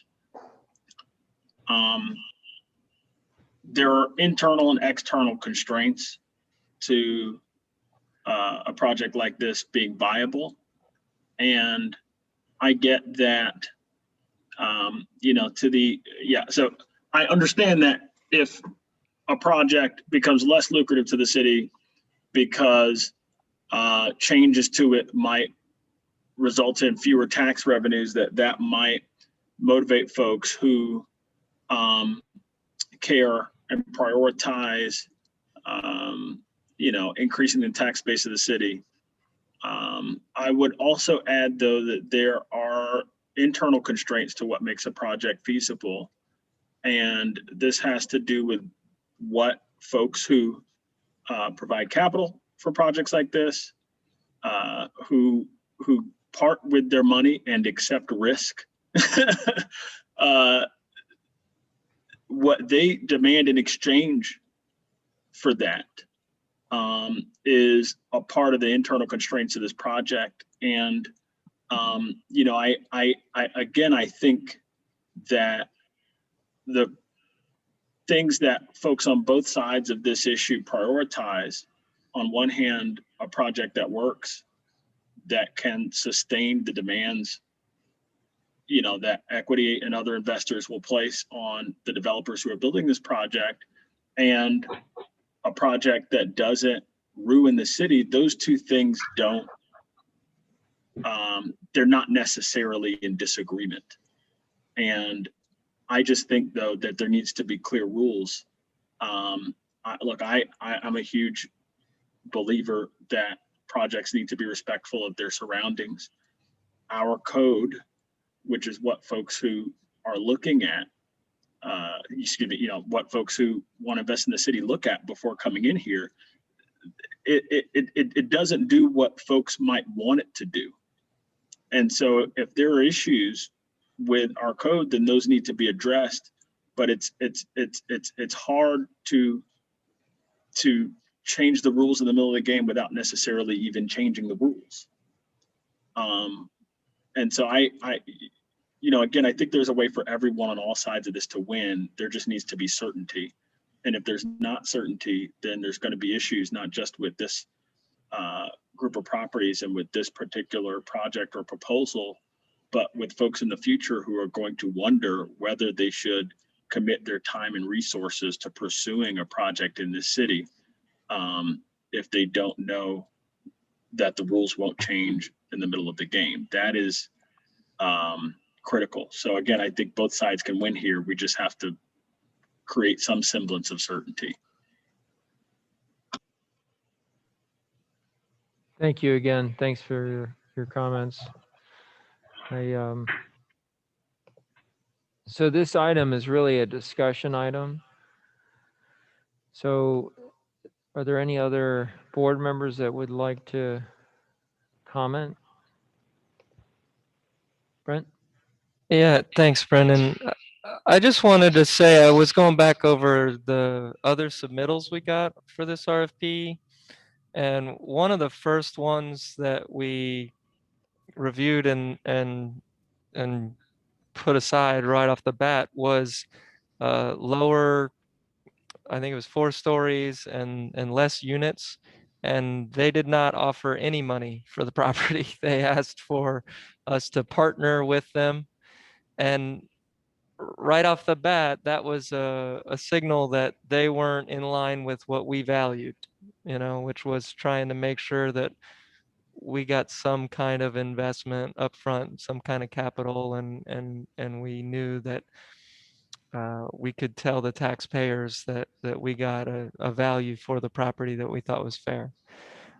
So I think it just is a good example of how different we're considering reviewing a proposal if we were to look at this again, in that we tossed that one aside right away and chose Rosemergy because they were right in line with what our expectations were for the ideal project.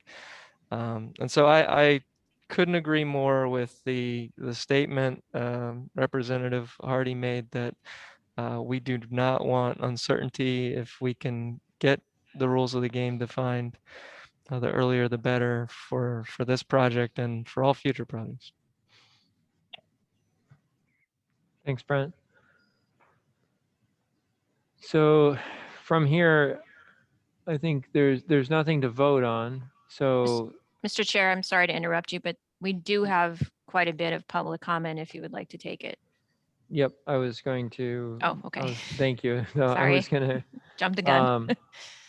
No, there's nothing really to vote on. I think that the message from our board, from what I'm hearing, is that we want to collaborate with the city commission to come up with the rules and how to move forward, knowing that not doing anything is not an option. So we're going to take that off the table. And I think that they would like to help set those parameters. Is that agreeable? Okay. I know we do have a couple of people in the audience. Do you have any comment on this item? Okay. Emily, oh, wait. Yes. I'm sorry. Oh, sure. Emily, if you would please read the public comments.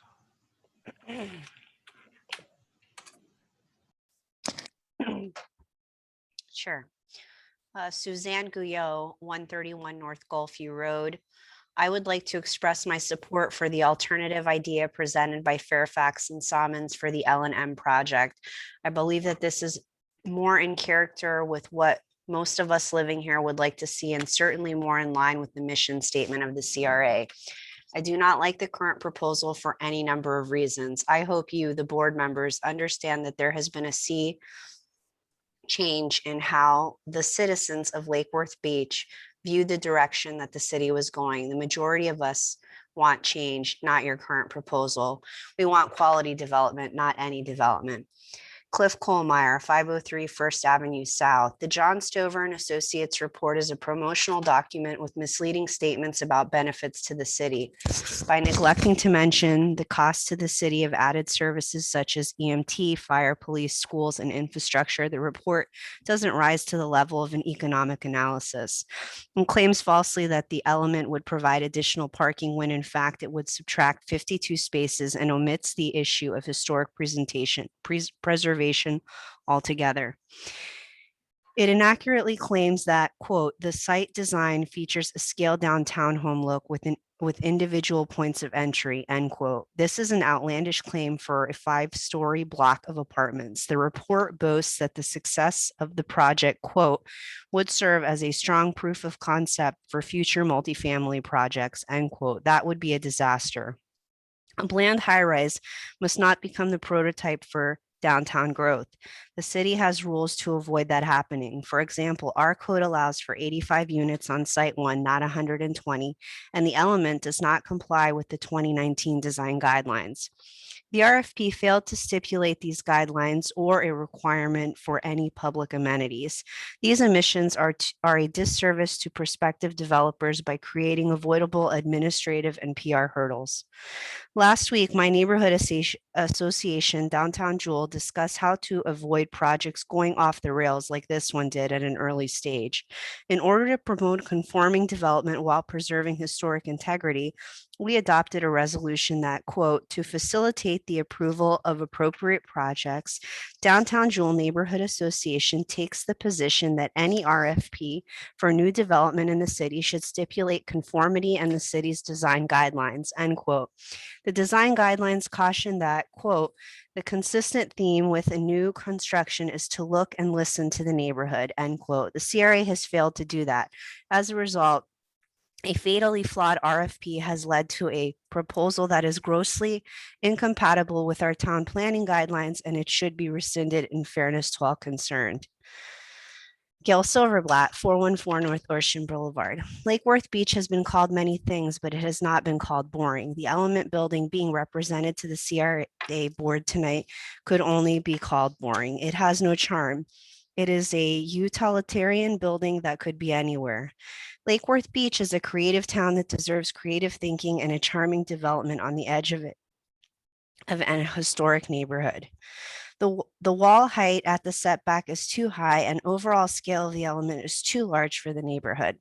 The style of the building is too generic for our creative community. I ask this board to reserve their vote in favor of the element and look at other proposals instead. We, the residents, deserve better. I've seen the proposal by the architecture firm Fairfax and Salmons and Partners and think that the board should look at it too before making a final decision. The Fairfax project shows that there can be other more interesting and appropriate approaches to this site. We are looking forward to seeing this area improved, but anticipate a development we will be proud of for a long time in the future. A project that keeps the historic and contributing buildings in place while merging with new structures. Please consider looking at the PowerPoint narrated by architect Ann Fairfax before giving further consideration to the element. The element may not be the Lucerne, but it feels like the Lucerne, and I thought we had all learned a lesson to not build a large-scaled massing in our downtown historic area again.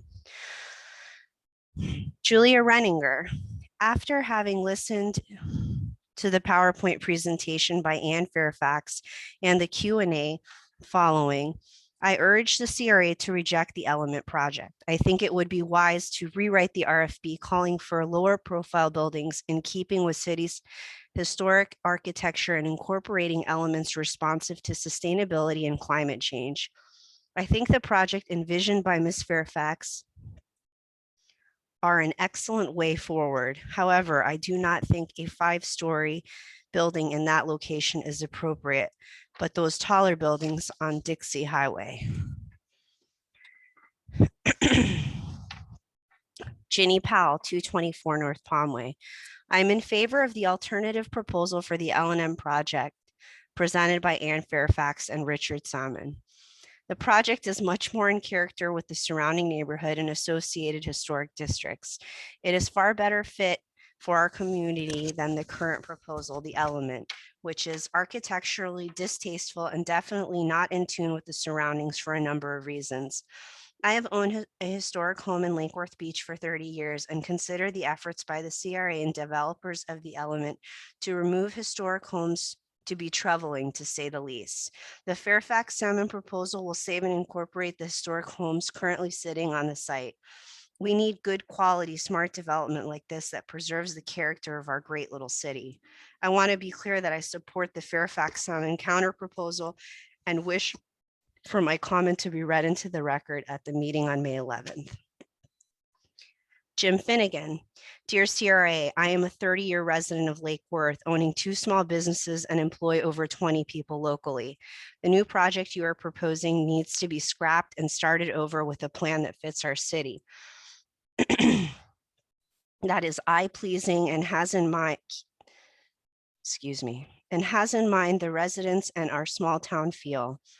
It is a travesty that the Lucerne was ever built, overshadowing our downtown. We don't want another one of those. Our game plan is not to build at all costs just to increase our tax base. It needs to work on all levels. You need much more input from designers and architects that know how to do this. Please look at Fairfax and Simmons and Partners' excellent review of this monstrosity. Helga Buck. I am a resident of Lake Worth Beach residing at 612 North Federal Highway who is very concerned about the direction of development in our community. The seeming lack of transparency in the process or concern about the integrity of Lake Worth's architectural history or the character that make it a jewel in our state. Many of the reasons I moved here years ago. In this case, it seems we are far into the process and the community has not seen a site plan or even any information as to how this project fits into an unknown strategic development plan. Why isn't the community more intentionally engaged by the CRA in its development strategy of our town and details of projects which have had such an impact on our collective future? Why has the site plan for the project not been publicly disclosed? I look forward to a response at this evening's meeting. Ramsey McLeod, 24 South C. It has been 9 months since their submission, and yet still we do not have a site plan. The picture being referred to is a stock one, and I am still not able to visualize what exactly they have in mind for the site. If they intend to use the same design as submitted, I have several questions regarding the use of mixed materials and their ability to weather the elements. The presented facades do not blend in well with the surrounding structures. I have grave concerns about the blocking off of the alleyways on South M Street and on First Avenue South, which would impede fire rescue from being able to access the interior of this development.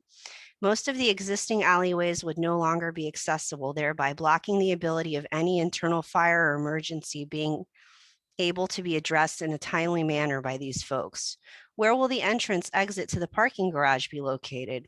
With the number of units being proposed and a larger number of cars associated with this development, I find the traffic study provided is inaccurate. The traffic load associated with it will have a major impact on Lake Avenue and the surrounding side streets during peak hours. I feel more independent studies need to be conducted. The city is being asked to give up 44 to 65 public parking spaces, but the developer has yet to commit to what number of public spaces they are willing to provide because of this loss. I have only heard verbally that 15 spaces would be made available, which is not acceptable. In addition, how are folks supposed to know to look in a residential parking garage to locate public parking? One moment, please.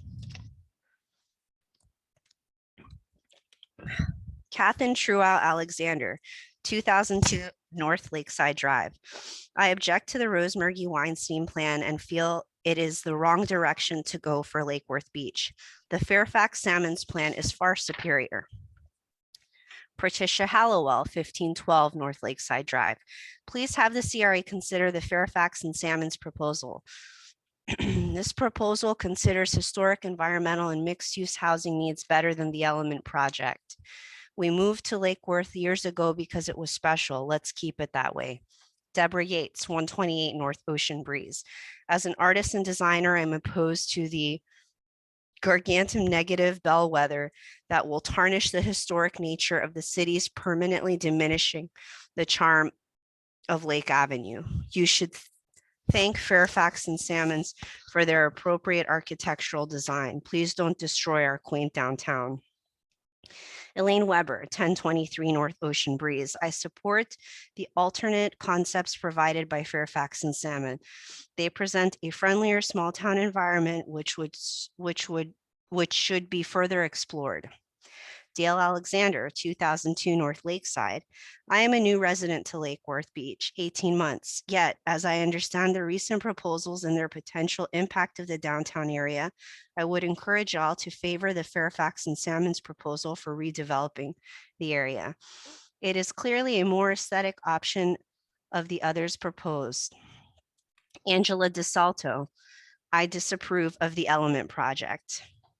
Madeline H. Burnside, PhD, 518 South L Street. Please reconsider going forward with the Element Project. Its design is totally at odds with the charm of Lake Worth Beach, of which I have been a resident since 2014. I served on the historic board and am very familiar with the city's goals for the look and feel. The Element Project is far from the style and treatment we should have.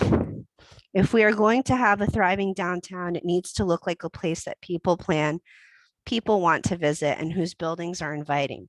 The ubiquitous pseudo-modern glass and steel style of the Elements, practical as it is, will provide just another daunting structure. Lake Worth is one of the few towns in the area that has a really interesting history, and we need to acknowledge some of the planning decisions. I'm not saying build fake buildings, but please build something that fits in. Ignacio Corral Pazos, I disapprove of the Element Project. Thank you. Yuri Dereshkevich, Lucerne Avenue. I just learned that there is a Del Reification project running in downtown Lake Worth Beach. Yes, I saw that proposal. It looks contemporary, but very toxic to the essence of the little historic gem of Lake Worth Beach. I hope there is still enough time before we destroy the spirit of the town. It should be more stylistically appropriate and organic to what we have and try to preserve. My point is no contemporary intrusion between federal and railways. We must keep and have the style. Donna Kerner, dear Ms. Oliva, I have several questions regarding the L&M proposal and I would like raised at tonight's meeting. Number one, the project process seems to be very far along. Why hasn't the community seen a site plan of the project yet? Without it, we aren't able to judge the impact of the project on the immediate streets. Number two, with a point load of potentially 240 vehicles plus being collected in one place in Lake Worth Beach every day, I think the city should demand an independent traffic study to see what the impact will be. Has anyone brought this up yet? Number three, where is the entrance and exit to the garage designed to be? What else are you planning along L&M and First Avenue?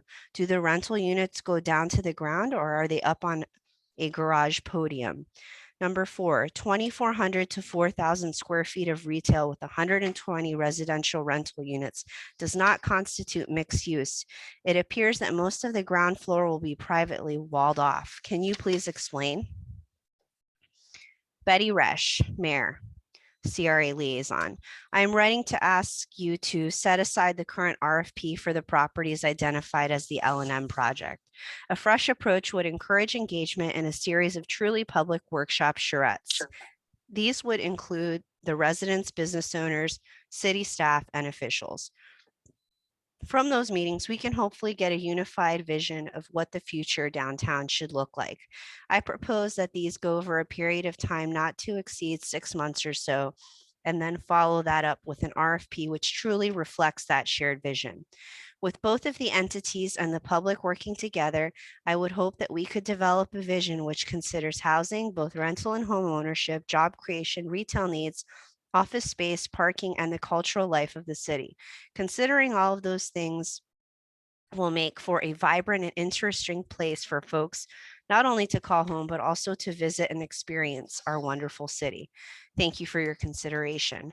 Carla Kutcher, 38 Duke Drive. I believe the Element Project is ethically questionable and aesthetically unacceptable. The design absolutely needs to be reviewed and changed. Philip Ross Monroe. I have been a resident of Lake Worth Beach since 2016 and have an education in engineering from McGill University, as well as the Beaux Arts in Paris. I have been apprised of minute details in the Rose-Murgy-Weinstein proposal for Lake Avenue, and am convinced that this is absolutely unacceptable. My question to the board is whether or not I am correct in understanding that the evaluation of the project was done by the developer itself. If yes, then I believe that that would be a tactically unethical situation, presumptuous on the part of the developer and disrespectful to our citizenry, would it not? The proposed structure appears to constrict the flow of light and air while providing minimal commercial square footage. That said, one does not need to know the intimate facts behind the scenario to appreciate that the proposed edifice is 100% aesthetically inappropriate for our downtown. I've been informed that Rose-Murgy-Weinstein specializes in the construction of self-storage buildings. Do we want to become a laughing stock where the legacy of the town's appearance is based on the designs of storage units? The Rose-Murgy-Weinstein proposal is not feasible at any level, and I believe it would be to all of our benefits to reissue an RFP with specific considerations for suitable alternatives, respecting the architectural integrity, walkability, and charm of our historic downtown. Diane Lombardo. As someone who has lived in Florida for over 30 years and has owned a home at 213 South End before the Lucerne was built on Lake, I have seen how multiple story apartment buildings over 3 floors have erased the historic and unique charm of local beach communities. Misguided development represents the slippery slope of added apartment buildings and condos replacing single-family homes, which are so necessary for the sustainability of small town life. This type of development is incongruous with how we define our small beach city, which we love so much. The CRA must rewrite the RFP because the size and design of Rose-Murgy's The Element does nothing to improve the quality of life for our residents who already live here, nor does it enhance the aesthetics of our neighborhood. Above all, it is not what the residents want, especially indicated by the election of a new mayor and city commissioners. For the following reasons, another architectural plan must be considered for this new space created by the CRA's indiscriminate elimination of valuable old homes on M and L streets, and include the following: mixed income housing that reflects our city's demographic, inclusion of the already standing historic homes and ones not yet as designated as historic, a smaller footprint that would prevent an increased density of population as presented by the element, a layout of alleys consistent with the rest of the neighborhood, an addition of green spaces, permeable areas, and shade trees to help offset impacts of climate change, maintenance of the existing number of parking spaces, a plan for traffic control in our already highly trafficked one-way residential streets. The CRA has worked hard to make great improvements to our city. If you wish to maintain the respect and appreciation of city residents, you must consider other architectural plans for L&M. Alexandra Benarock, 134 Duke Drive, absolutely against a proposal by a corporation with no credible references. Carol Ryder, 1425 North Lakeside Drive. I strongly object to the proposed building of The Element, as it is not in keeping with the unique downtown. Why were inhabitants of Lake Worth Beach not fully informed about this project, and why is the developer getting the site for far less than the acquisition price? Again, strongly disapprove. It is an eyesore, not in keeping with our unique and historical downtown. Almost done. Suzanne Ona, 826 North Palmway. Just wanted to say hello and give a few thoughts about other proposal, Fairfax and Salmons, for the new construction on L&M. I hope you consider it as an alternate perspective from the element. I really like how there's a lot of outdoor space, especially needed in terms of reality with pandemics, how we all cherish more arable refuge to have access to in our homes and living spaces. Thus, the attraction of the interior patios off the street, there is something to say about those open air patios that provide shelter and protection from the noise and busyness of the street. Also, the height level is much less infringing on the look of Lake Worth Beach, with the option of allowing 3 stories in some parts, being creative to provide more units. But we do not want those large towering facades looming down on our downtown. Please consider counter options and modifications of this new construction. Also, the saving of the existing structures, especially the lovely 2-story home that can be made into apartments and keep our history. It has no place in Bryant Park and most likely will be damaged if moved. What a creative idea to keep it and mix it in with new construction. These types of imaginative restorations are being done all over the country in towns that care for the quality of life and living. Thank you for all you do, and please listen to the community of voices that want change, but not dense structures that will alter our little town forever. Catherine Kohlmeyer, 501 First Avenue South. Dear CRA, I listened to the April 19th presentation by Rose Murgy and Weinstein. That meeting has been mischaracterized as a charrette, and the buildings were mischaracterized as modern. Instead, the one rendering that they have shown us is a dated monolith that doesn't belong here. We were assured that their building would not be just another Lucerne, which they admit is unpopular, but they give us nothing to support that claim. Instead of conforming architecture, they said that they would paint murals. The recent report by John Stover and Associates is no better. It shows a massive structure that is out of proportion with the downtown and goes on to suggest that it would be a good prototype for more of the same. Surely we can do better than this. The parcels between L&M are prime property, and there is no need for us to sell ourselves short. I am certain that there are developers and architects who could work with the city to make this project something we are proud of. Unfortunately, Rose Murgy and Weinstein have showed that they are not the right ones for the job. That's it for public comment.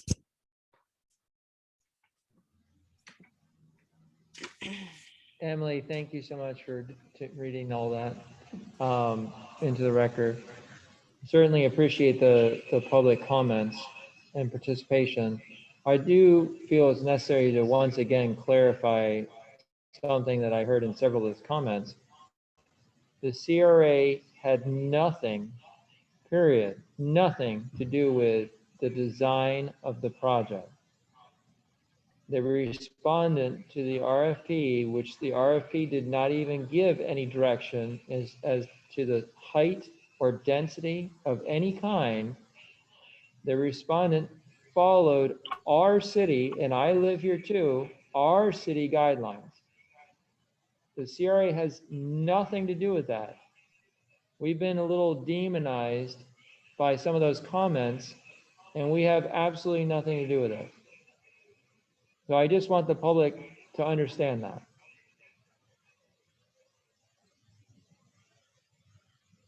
So seeing that we've made it through public comment, we're on to, sorry.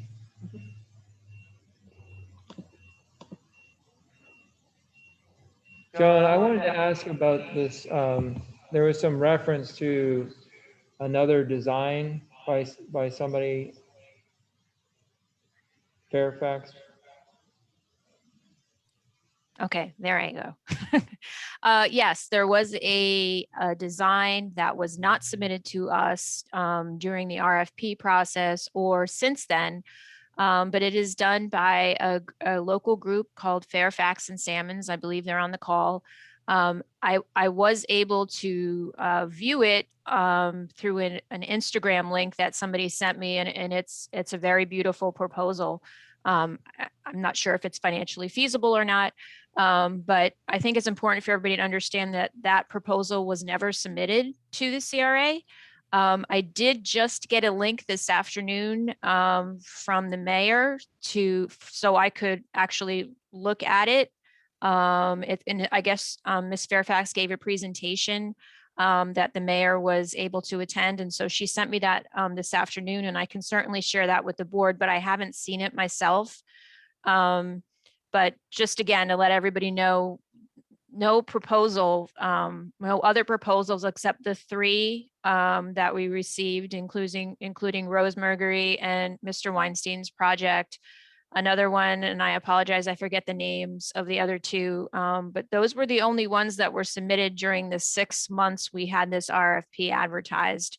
And I haven't seen, again, the Fairfax and Salmon's drawings that were done. I don't think it's a full proposal. I think it's just drawings, but I'm not sure on that. But as soon as I get a chance to view that, I will certainly send it to the board. But my understanding is that, no matter what's submitted afterwards, obviously we can't consider it without going through a process. So that's kind of why earlier in the meeting, I suggested us,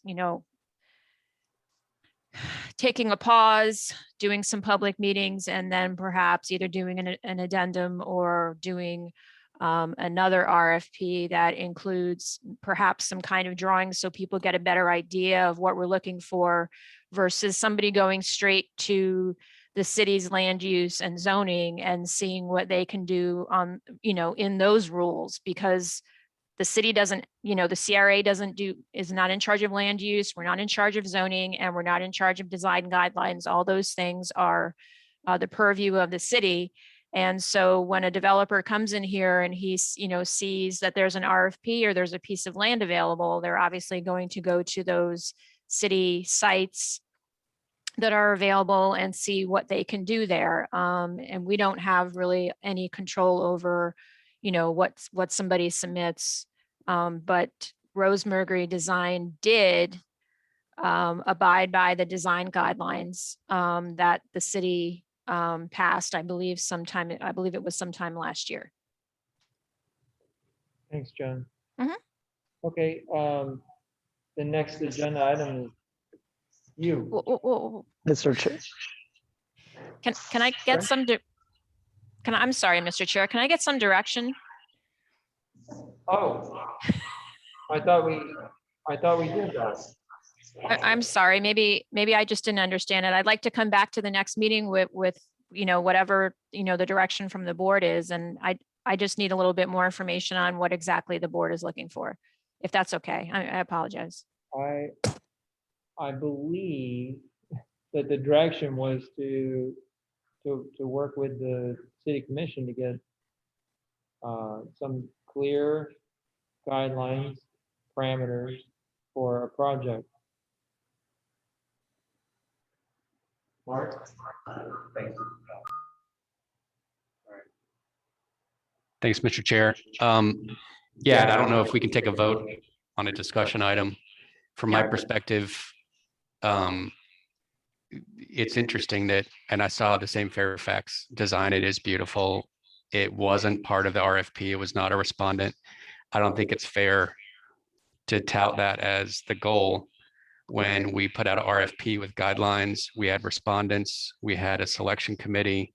They made a decision. We voted on putting it out for a development order. We didn't vote on a site plan, and we didn't vote on a final rendering.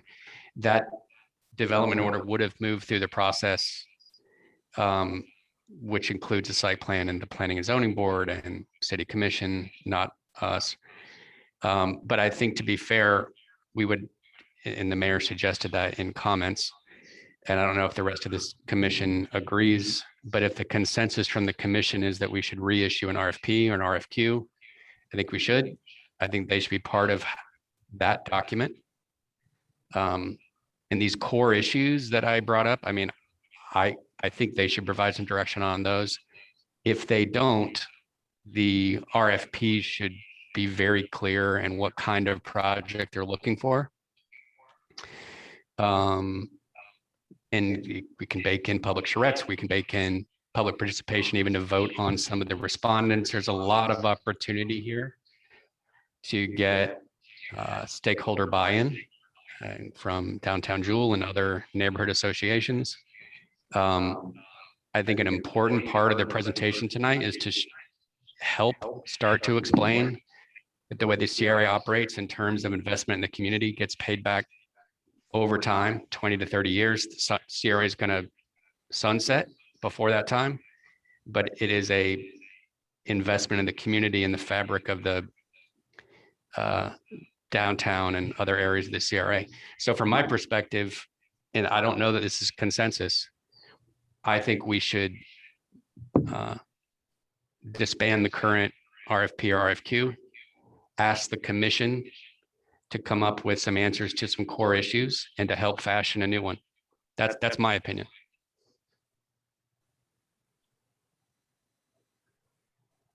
So I think that's great. What I struggle with is how do we get from here to there? And what I worry about is it's not creating a process to get to that other side, right? And so, can you hear me? I don't know if I'm hearing you personally or if you're muted. Oh, the host had muted me. Okay. Can you hear me? Yes. Okay. So I was, no, so fortunately, Mark could hear me because I was agreeing with what he was saying, what we needed to get. And so now I was exploring how do we get from here to there? And I'm a little impatient. I want to get to there. And so I want to offer our services and you know, maybe Joan and the mayor could talk about the charrette thing. But I think the commission is going to need that to get to their conclusion. And so if the proposal is, let's work with the commission to get the answers, but then give Joan some flexibility to figure out how to get from here to the answers, you know, with things like the mayor suggested or things that she may have ideas with. I'm good with that. But I do think we got to figure out how to help the commission deliver the answer. We don't have to do that, but I think it's a good idea for us to do it. Okay.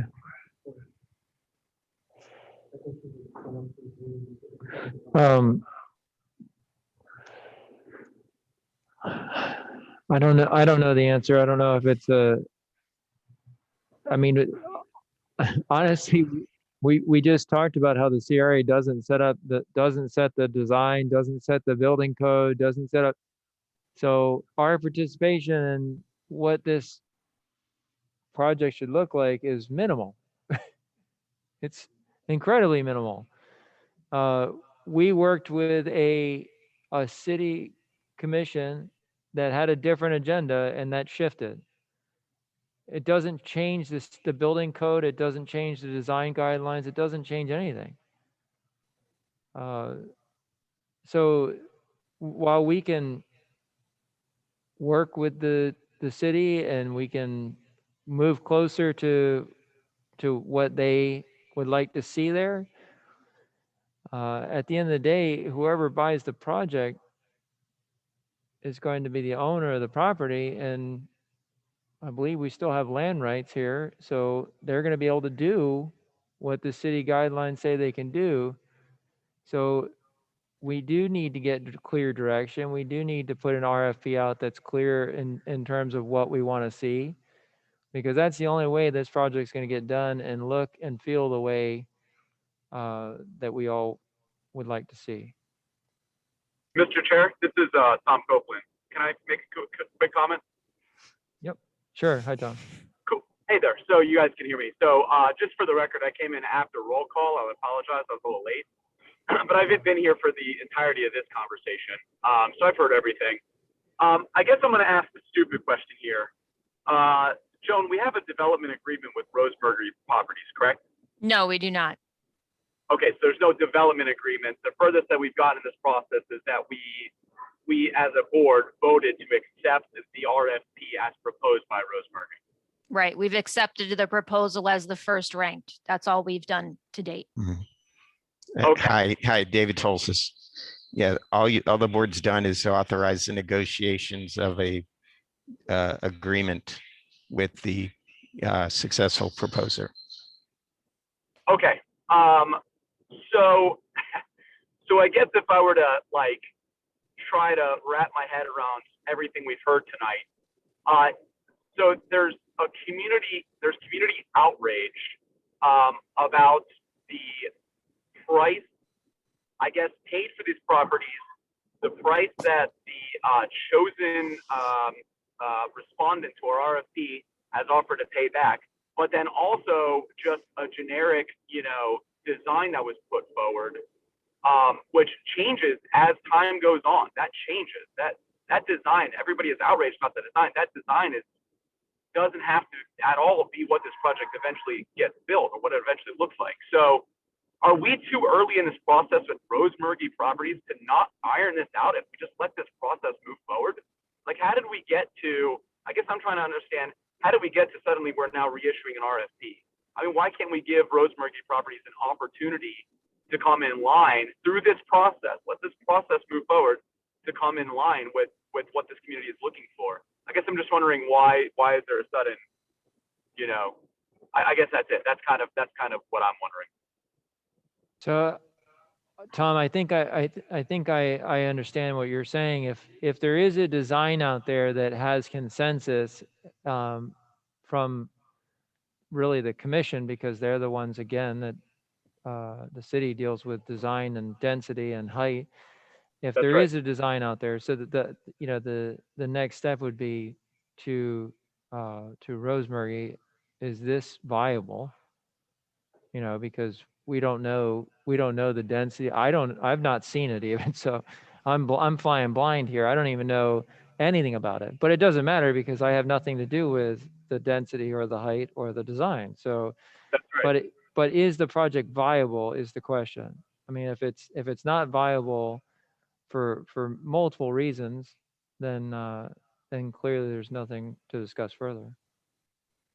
Yeah, I mean, I just, look, I mean, I'm hearing a lot, the comments have been coming in. This has been a hot topic for maybe like it's gotten really hot in like the last 3 months, but it's been kind of out there for about 6 months. But we were working on this 2 years ago.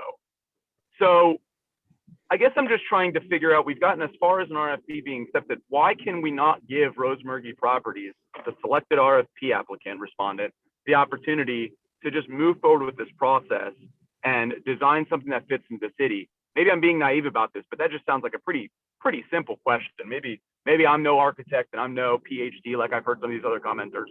They smarter than me, but I'm just asking like the really dumb question here. Why can't we just let this process move forward as it is?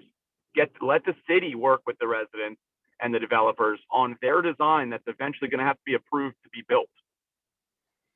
I don't think it's a dumb question at all. We have a partner that's proven to be a good partner and good to work with in the city. So I don't disagree. Carla Blackson, you have our new member. I think I would like to say that we need to take a pause, and everyone is saying, how do we get from here to there? I think that maybe she's looking for some guidance as far as, could we hire someone to facilitate the process? Obviously, the commission has views of how they want things done, and we have acted within the RFP that the parameters that the prior commission gave us. Maybe a professional needs to come in to work with the city, commission, and us to say where we can go from here and how we can achieve an agreement that's going to be acceptable to everyone. I don't know that we could convince the city to do anything at this point. And the community is upset, the commission is upset. We can't continue the way that we have done business. So we can't vote on something tonight and say, this is what we're going to do. We need to learn how to work together and come up with something that we'll all be satisfied with. And if that means that Joan hires a professional to help her, then that is what we should do. If I may, Mr. Chair, welcome, Carla, by the way. It's nice to see you here. Thank you. So I guess I'll just end my comment, with this. I guess my point is, I don't have any direction to give to you, Joan. For me personally, I think we've done our job. I think the CRA has done its job. And so as far as building design goes, density, all of that, what do we want built here? That is for the city commission to decide along with the residents. And I applaud the residents for being active in this. That's great. So go be active with the city commission. My point is the CRA has done its job, and we've shown that. So with that, I'll end my comments. Thank you, Mr. Chair. Thanks, Tom. Mark? I'll just make this quick. I just don't think it's fair to, I mean, although Rosemurgy is the top-notch developer, I don't think it's fair to have one set of selection criteria award a top-ranked respondent and then entirely flip the script to say, yeah, but what we want you to build is something more like this. I just don't think it's fair. It's probably, I don't know if it's illegal, David, but it's at least not fair. David Tolsis, board attorney. So under your RFP, the CRA does have the right to terminate the RFP process at any time at their sole discretion. And it's contained in the RFP. So, that's up to the board. As far as, other proposals, they can't be considered this time without going out for another RFP. And, we're in the process of trying to negotiate the agreement with the successful proposer. And, from a legal perspective, that's where we are. So I would say, Mark, sorry, one real quick, Brent. I would say that if we had dictated design and parameters, and now we're saying, but we didn't do that. They brought their concept, which we always appreciate. But if we have an alternative design which I haven't seen, but if we need a developer to tell us if that's viable, because that is a shorter path to developing and improving these properties. If that doesn't work, if they come back and say, we can't build this, it doesn't make sense, the economics are flawed, then clearly we just start over. And this is my opinion, we just start over. So I think there's like a first step is, if this design is nice and it's appreciated by at least some of the public comment, if the city commission also values the design, is it viable? Do you mind if I respond, Mr. Chair? Sure. I hear you, but here's what we don't know. We have an unsolicited design based on someone saying, look what you could do. And it's been shared on Facebook. And I'm not saying it's a bad design. I'm not saying it has any bad intent. What we don't know is if we refashion the RFP, what we get for a response. And I don't think it's fair to make Rosemurgy wait when they followed all of the rules and were selected as the top bidder. I also think that there's a sentiment that we heard tonight from the downtown Jewel folks, and I don't mean this in a bad way. I don't know that there's a way for Rosemurgy to succeed with the neighborhood. And I appreciate that Representative Hardy thinks maybe there's some middle ground. I don't hear any middle ground. What I hear is, if we don't fix it, it's broken. That's what I heard. Yeah, Brent. Yeah, so I think the point that Mark was trying to make that I do have a question for David is, we ranked our first place proposal based on this assumption that they were going to hit a certain number of units and pay a certain price for the property. That was kind of how the scoring was set up. So one of the teams that scored very poorly had a lower number of units and wanted to pay $0 for the property. So now if we turn around and we say, Rosemurgy, will you be able to do 70 units and pay $0 for the property?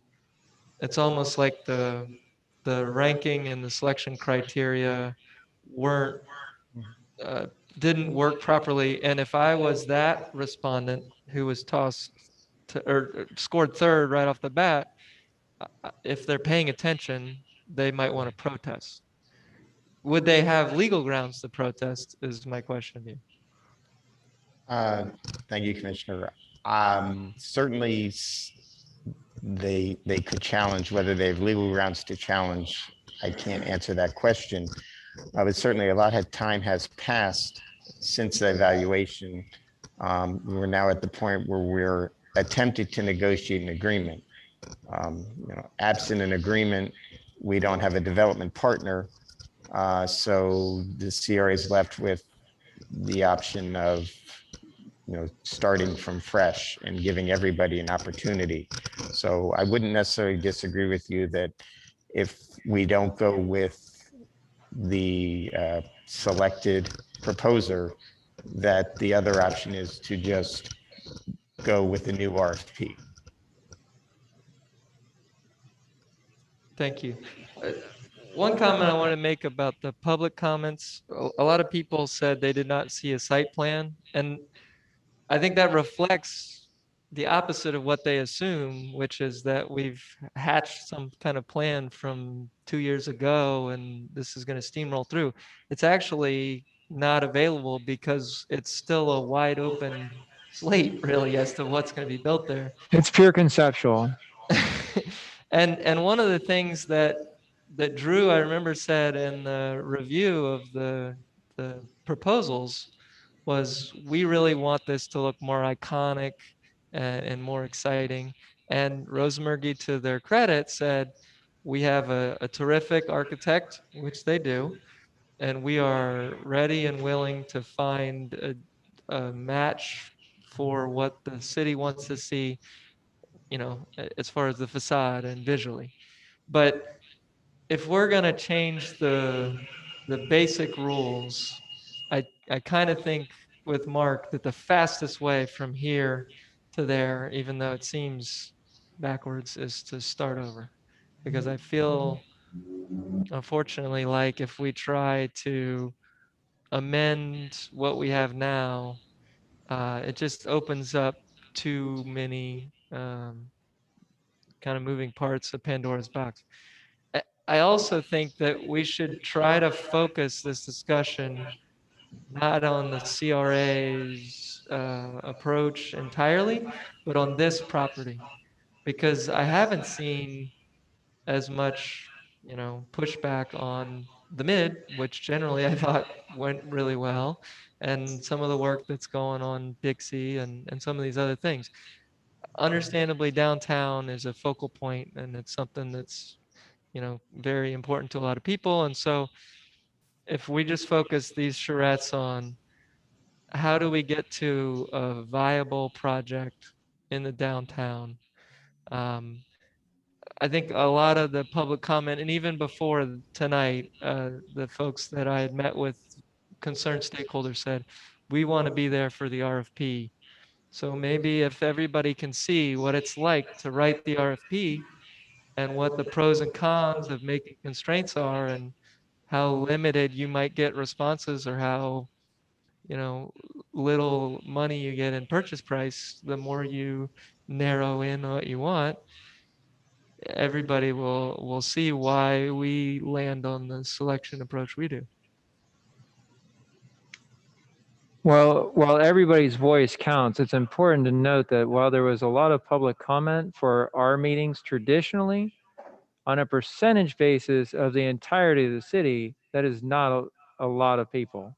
There's people that are very passionate about this project, which I appreciate, but as we move forward, we need to make sure we're doing what's right for the entire city. Because I promise you, there's people that would like to see our tax base go up and be able to improve our roads and the quality of life in Lake Worth. And there's way more of those people than those that participate in this meeting, but they're at home having dinner with their family and then weren't able to make it or didn't make comments. So I think it's really important that we know that. Is there any other?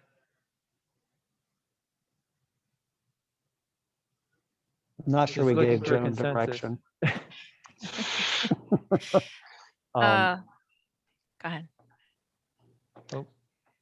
So, I mean, part of my thinking is I feel like the city, okay, maybe not we, but the city is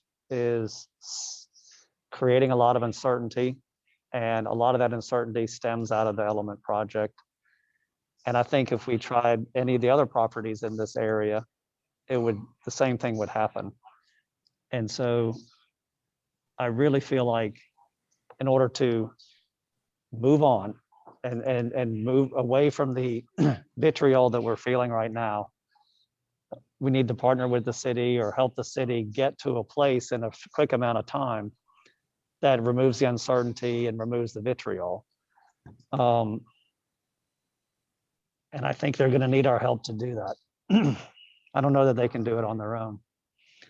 And so that's why I do think hiring a third party to do those workshops with the commission, with the public, whoever's necessary to try to do it on a tight time frame to get the education out there on what it costs, what it takes, the benefits. I think that's where we'll get to the certainty for the betterment of the city quickest. And so that's, I don't want to, we're not supposed to make decisions. We can't make a decision about the RFP we already did today because we didn't notice that. But Joan has an idea. She can come back with it more developed so that we can make a decision next CRA meeting and actually make a decision on it. But I think we should give her a chance to develop it because right now there's just too much. The developers don't know what's going on. And she's crafted this thought process on how to get to that endpoint. And I think the city's going to need us to help with that. But I think giving her that opportunity to come back and then we can, decide whether we want to do it or not. I think we should give her that opportunity. Okay, so I think we're getting close to consensus. I do have a concern that we go back out to RFP with strict guidelines, a very tight box, and we get nothing. We get nothing. We get developers that tell us we can't build this. And then we waste a lot of time. I'm very concerned about that. Joan, did you want to comment? I think, going back to my comments at the beginning, I think that's why it's extremely important that before we do the RFP, we not only bring in somebody who, can show us what a project that would be acceptable to the community looks like working with the public, but also bringing in somebody else that might be on their team or might be from another firm that can continually run the numbers, taking into consideration land costs, taking into consideration construction cost, and the ability to finance this project. So, and I'm hoping that after this series of public meetings and as we all kind of are educated on this whole process, we can then bake that into the RFP, and we're all going to have to be flexible on it. And that's something, we need to make sure with the city, is the penny sales tax that they have spent on this property, is that something that's flexible? We need to know that, and we need to know, what is an acceptable offer for the land that, the city commission and the public feel comfortable with. And so there's a lot of different pieces I think that need to be worked into it. And I don't think at the end of the day, quite honestly, anybody's going to be extremely happy about it. But, the goal obviously is to do a really quality infill development that, as many people as possible feel like they've had their say and been involved. And I think having somebody besides myself who can really explain, a pro forma and understand financing and underwriting, and how that impacts what comes out. In addition to, if we do lower the land costs, what does that mean, with a smaller development in time as far as taxes is concerned? And all these things need to be taken into account. So it's certainly not something that's easy to pull together. And it's certainly not something that I think that's easy to understand, but I think we need to pause and we need to take the time to do the work. And work extremely closely with this new commission and whoever the new administration is, to get to that point. But I also, I'm going to stress again that we give our, and I'll present this to you at our next board meeting with a timeline. And I think that at the end of that timeline, if we aren't, cannot come up with something that we all agree with or something that's not financeable, then we have to go to alternative B. And I don't know what alternative B is at this point. But maybe there is one. Maybe it's, something like, okay, we kind of just give it back to the city to do, or we take our lots and we try to develop those. I mean, there's a lot of different considerations. But I feel like I can work with what you've told me, and I feel like I can come back at the next meeting with a few different alternatives for you to consider that you can actually vote on. That I'm hoping, and I'll work, very closely with the commission, to make sure that whatever I bring back is something that they feel comfortable with. And, we'll move forward as best we can. Okay. Thanks, Joan. Okay. Thanks everybody for everybody's participation in that. Joan, it's your executive report, please. Okay. I luckily I have very few items. One is obviously extremely good news. Deco Green, which is our proposal for Dixie Highway, 127 units with a really nice lawn space in front. If it moves forward, will be located next to the mid. That was approved by planning and zoning with a 4-to-1 vote. That goes to commission. I don't have the dates of the commission meeting yet, but I certainly will let you know when it goes. It needs 2 readings to move forward. Also, Affiliated Development is doing a groundbreaking ceremony next Wednesday, May 19th from 5 to 7 o'clock. It's just right across the street from us.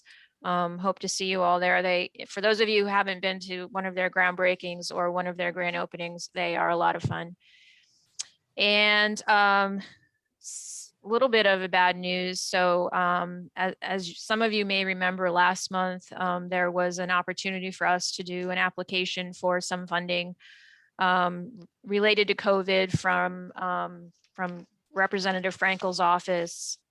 And we did 2 proposals. One was for money for affordable housing, and the other one was asking for money for some business relief throughout the city. We were actually going to do it citywide. Neither of those proposals were funded. In fact, the only proposals that were funded were for nonprofits and not for cities. So unfortunately, we lost out there, but I am hoping that moving forward, we can work with the city, perhaps with some of the funding that they're getting, and be of use to them if they would like to do a project like that or another project whereby, we can help facilitate, getting some of that money out to the community. And that is all I have. Thank you.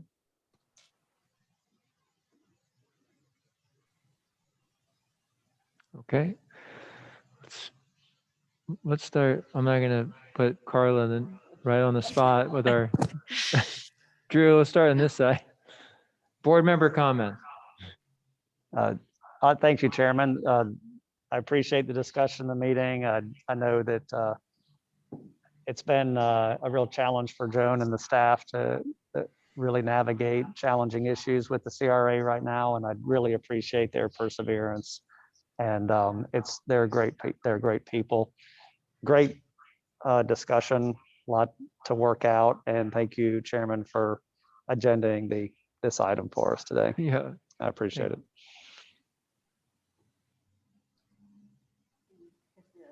Eddie, can you hear me? Am I doing this right? Got it. Okay.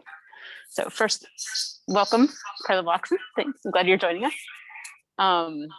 I would like to also recognize Joan and staff's efforts in working to construct a productive discourse on this item. As our chair has pointed out, we're not necessarily the be-all when it comes to design, and that works well for me. I'm a tax lawyer. Design is very much in the eye of the beholder, and I'm happy to defer. to others when it comes to the design of these types of things. I hope none of this diminishes the value that Rosemary has brought to the community over the years in terms of efforts, development, money spent, because I think they've done some fantastic projects. One of the things I've been thinking about with this Alm Project Discussion is supporting the downtown and the downtown merchants. And in this coming out of COVID environment, I can only think that increased density, the sooner the better, kind of helps our downtown. I think we've all been in restaurants that are poorly attended. We've been to plays that are poorly attended. We've been to the movie theater when it's poorly attended. And I would like to see all of those thriving.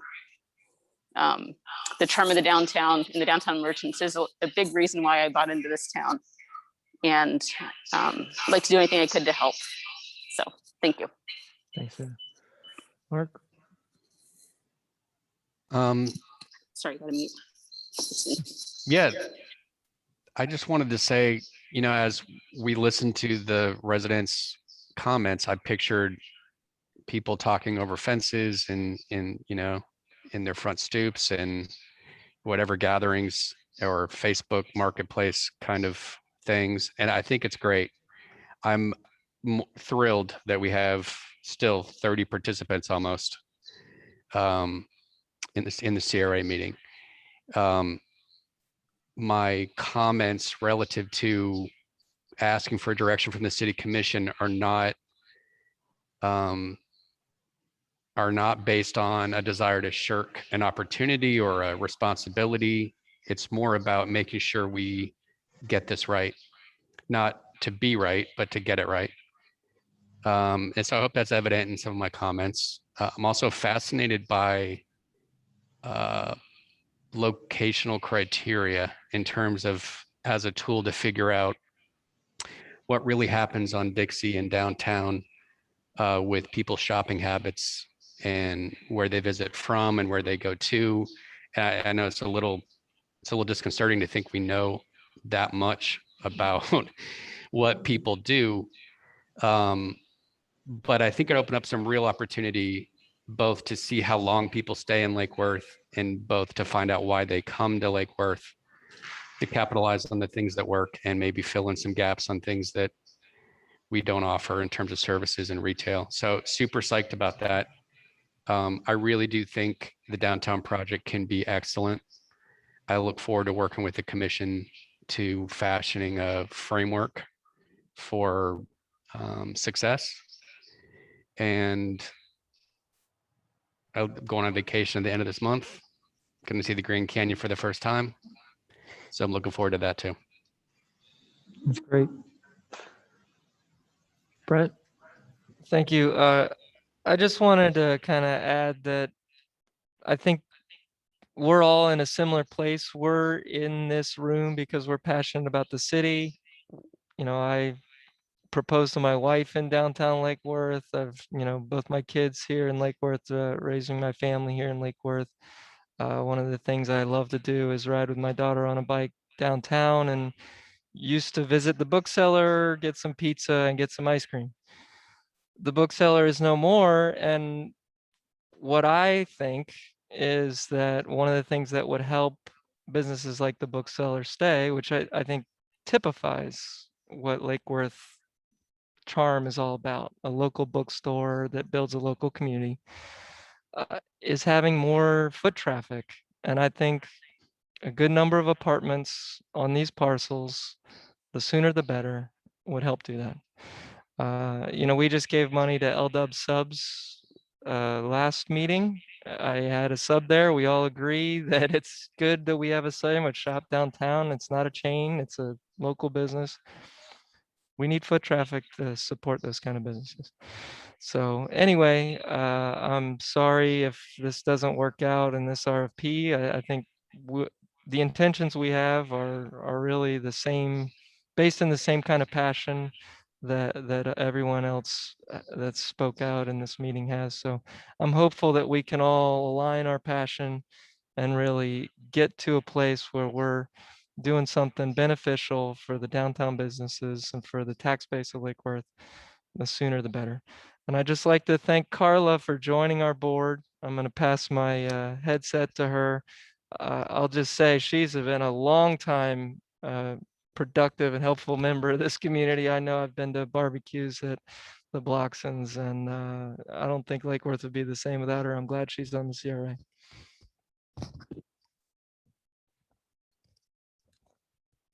Thank you for allowing me to be a part of the CRA. I look forward to working with all of you. And I'm certainly that we will move past our current difficulties, and we in the commission will be certainly working together a year from now, seamlessly. Thank you.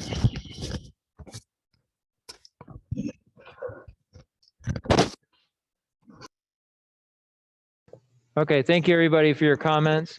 It's been a long night and I think it was productive. Hopefully we have some clear direction and we'll move forward. Caller, welcome. Nice to have you on.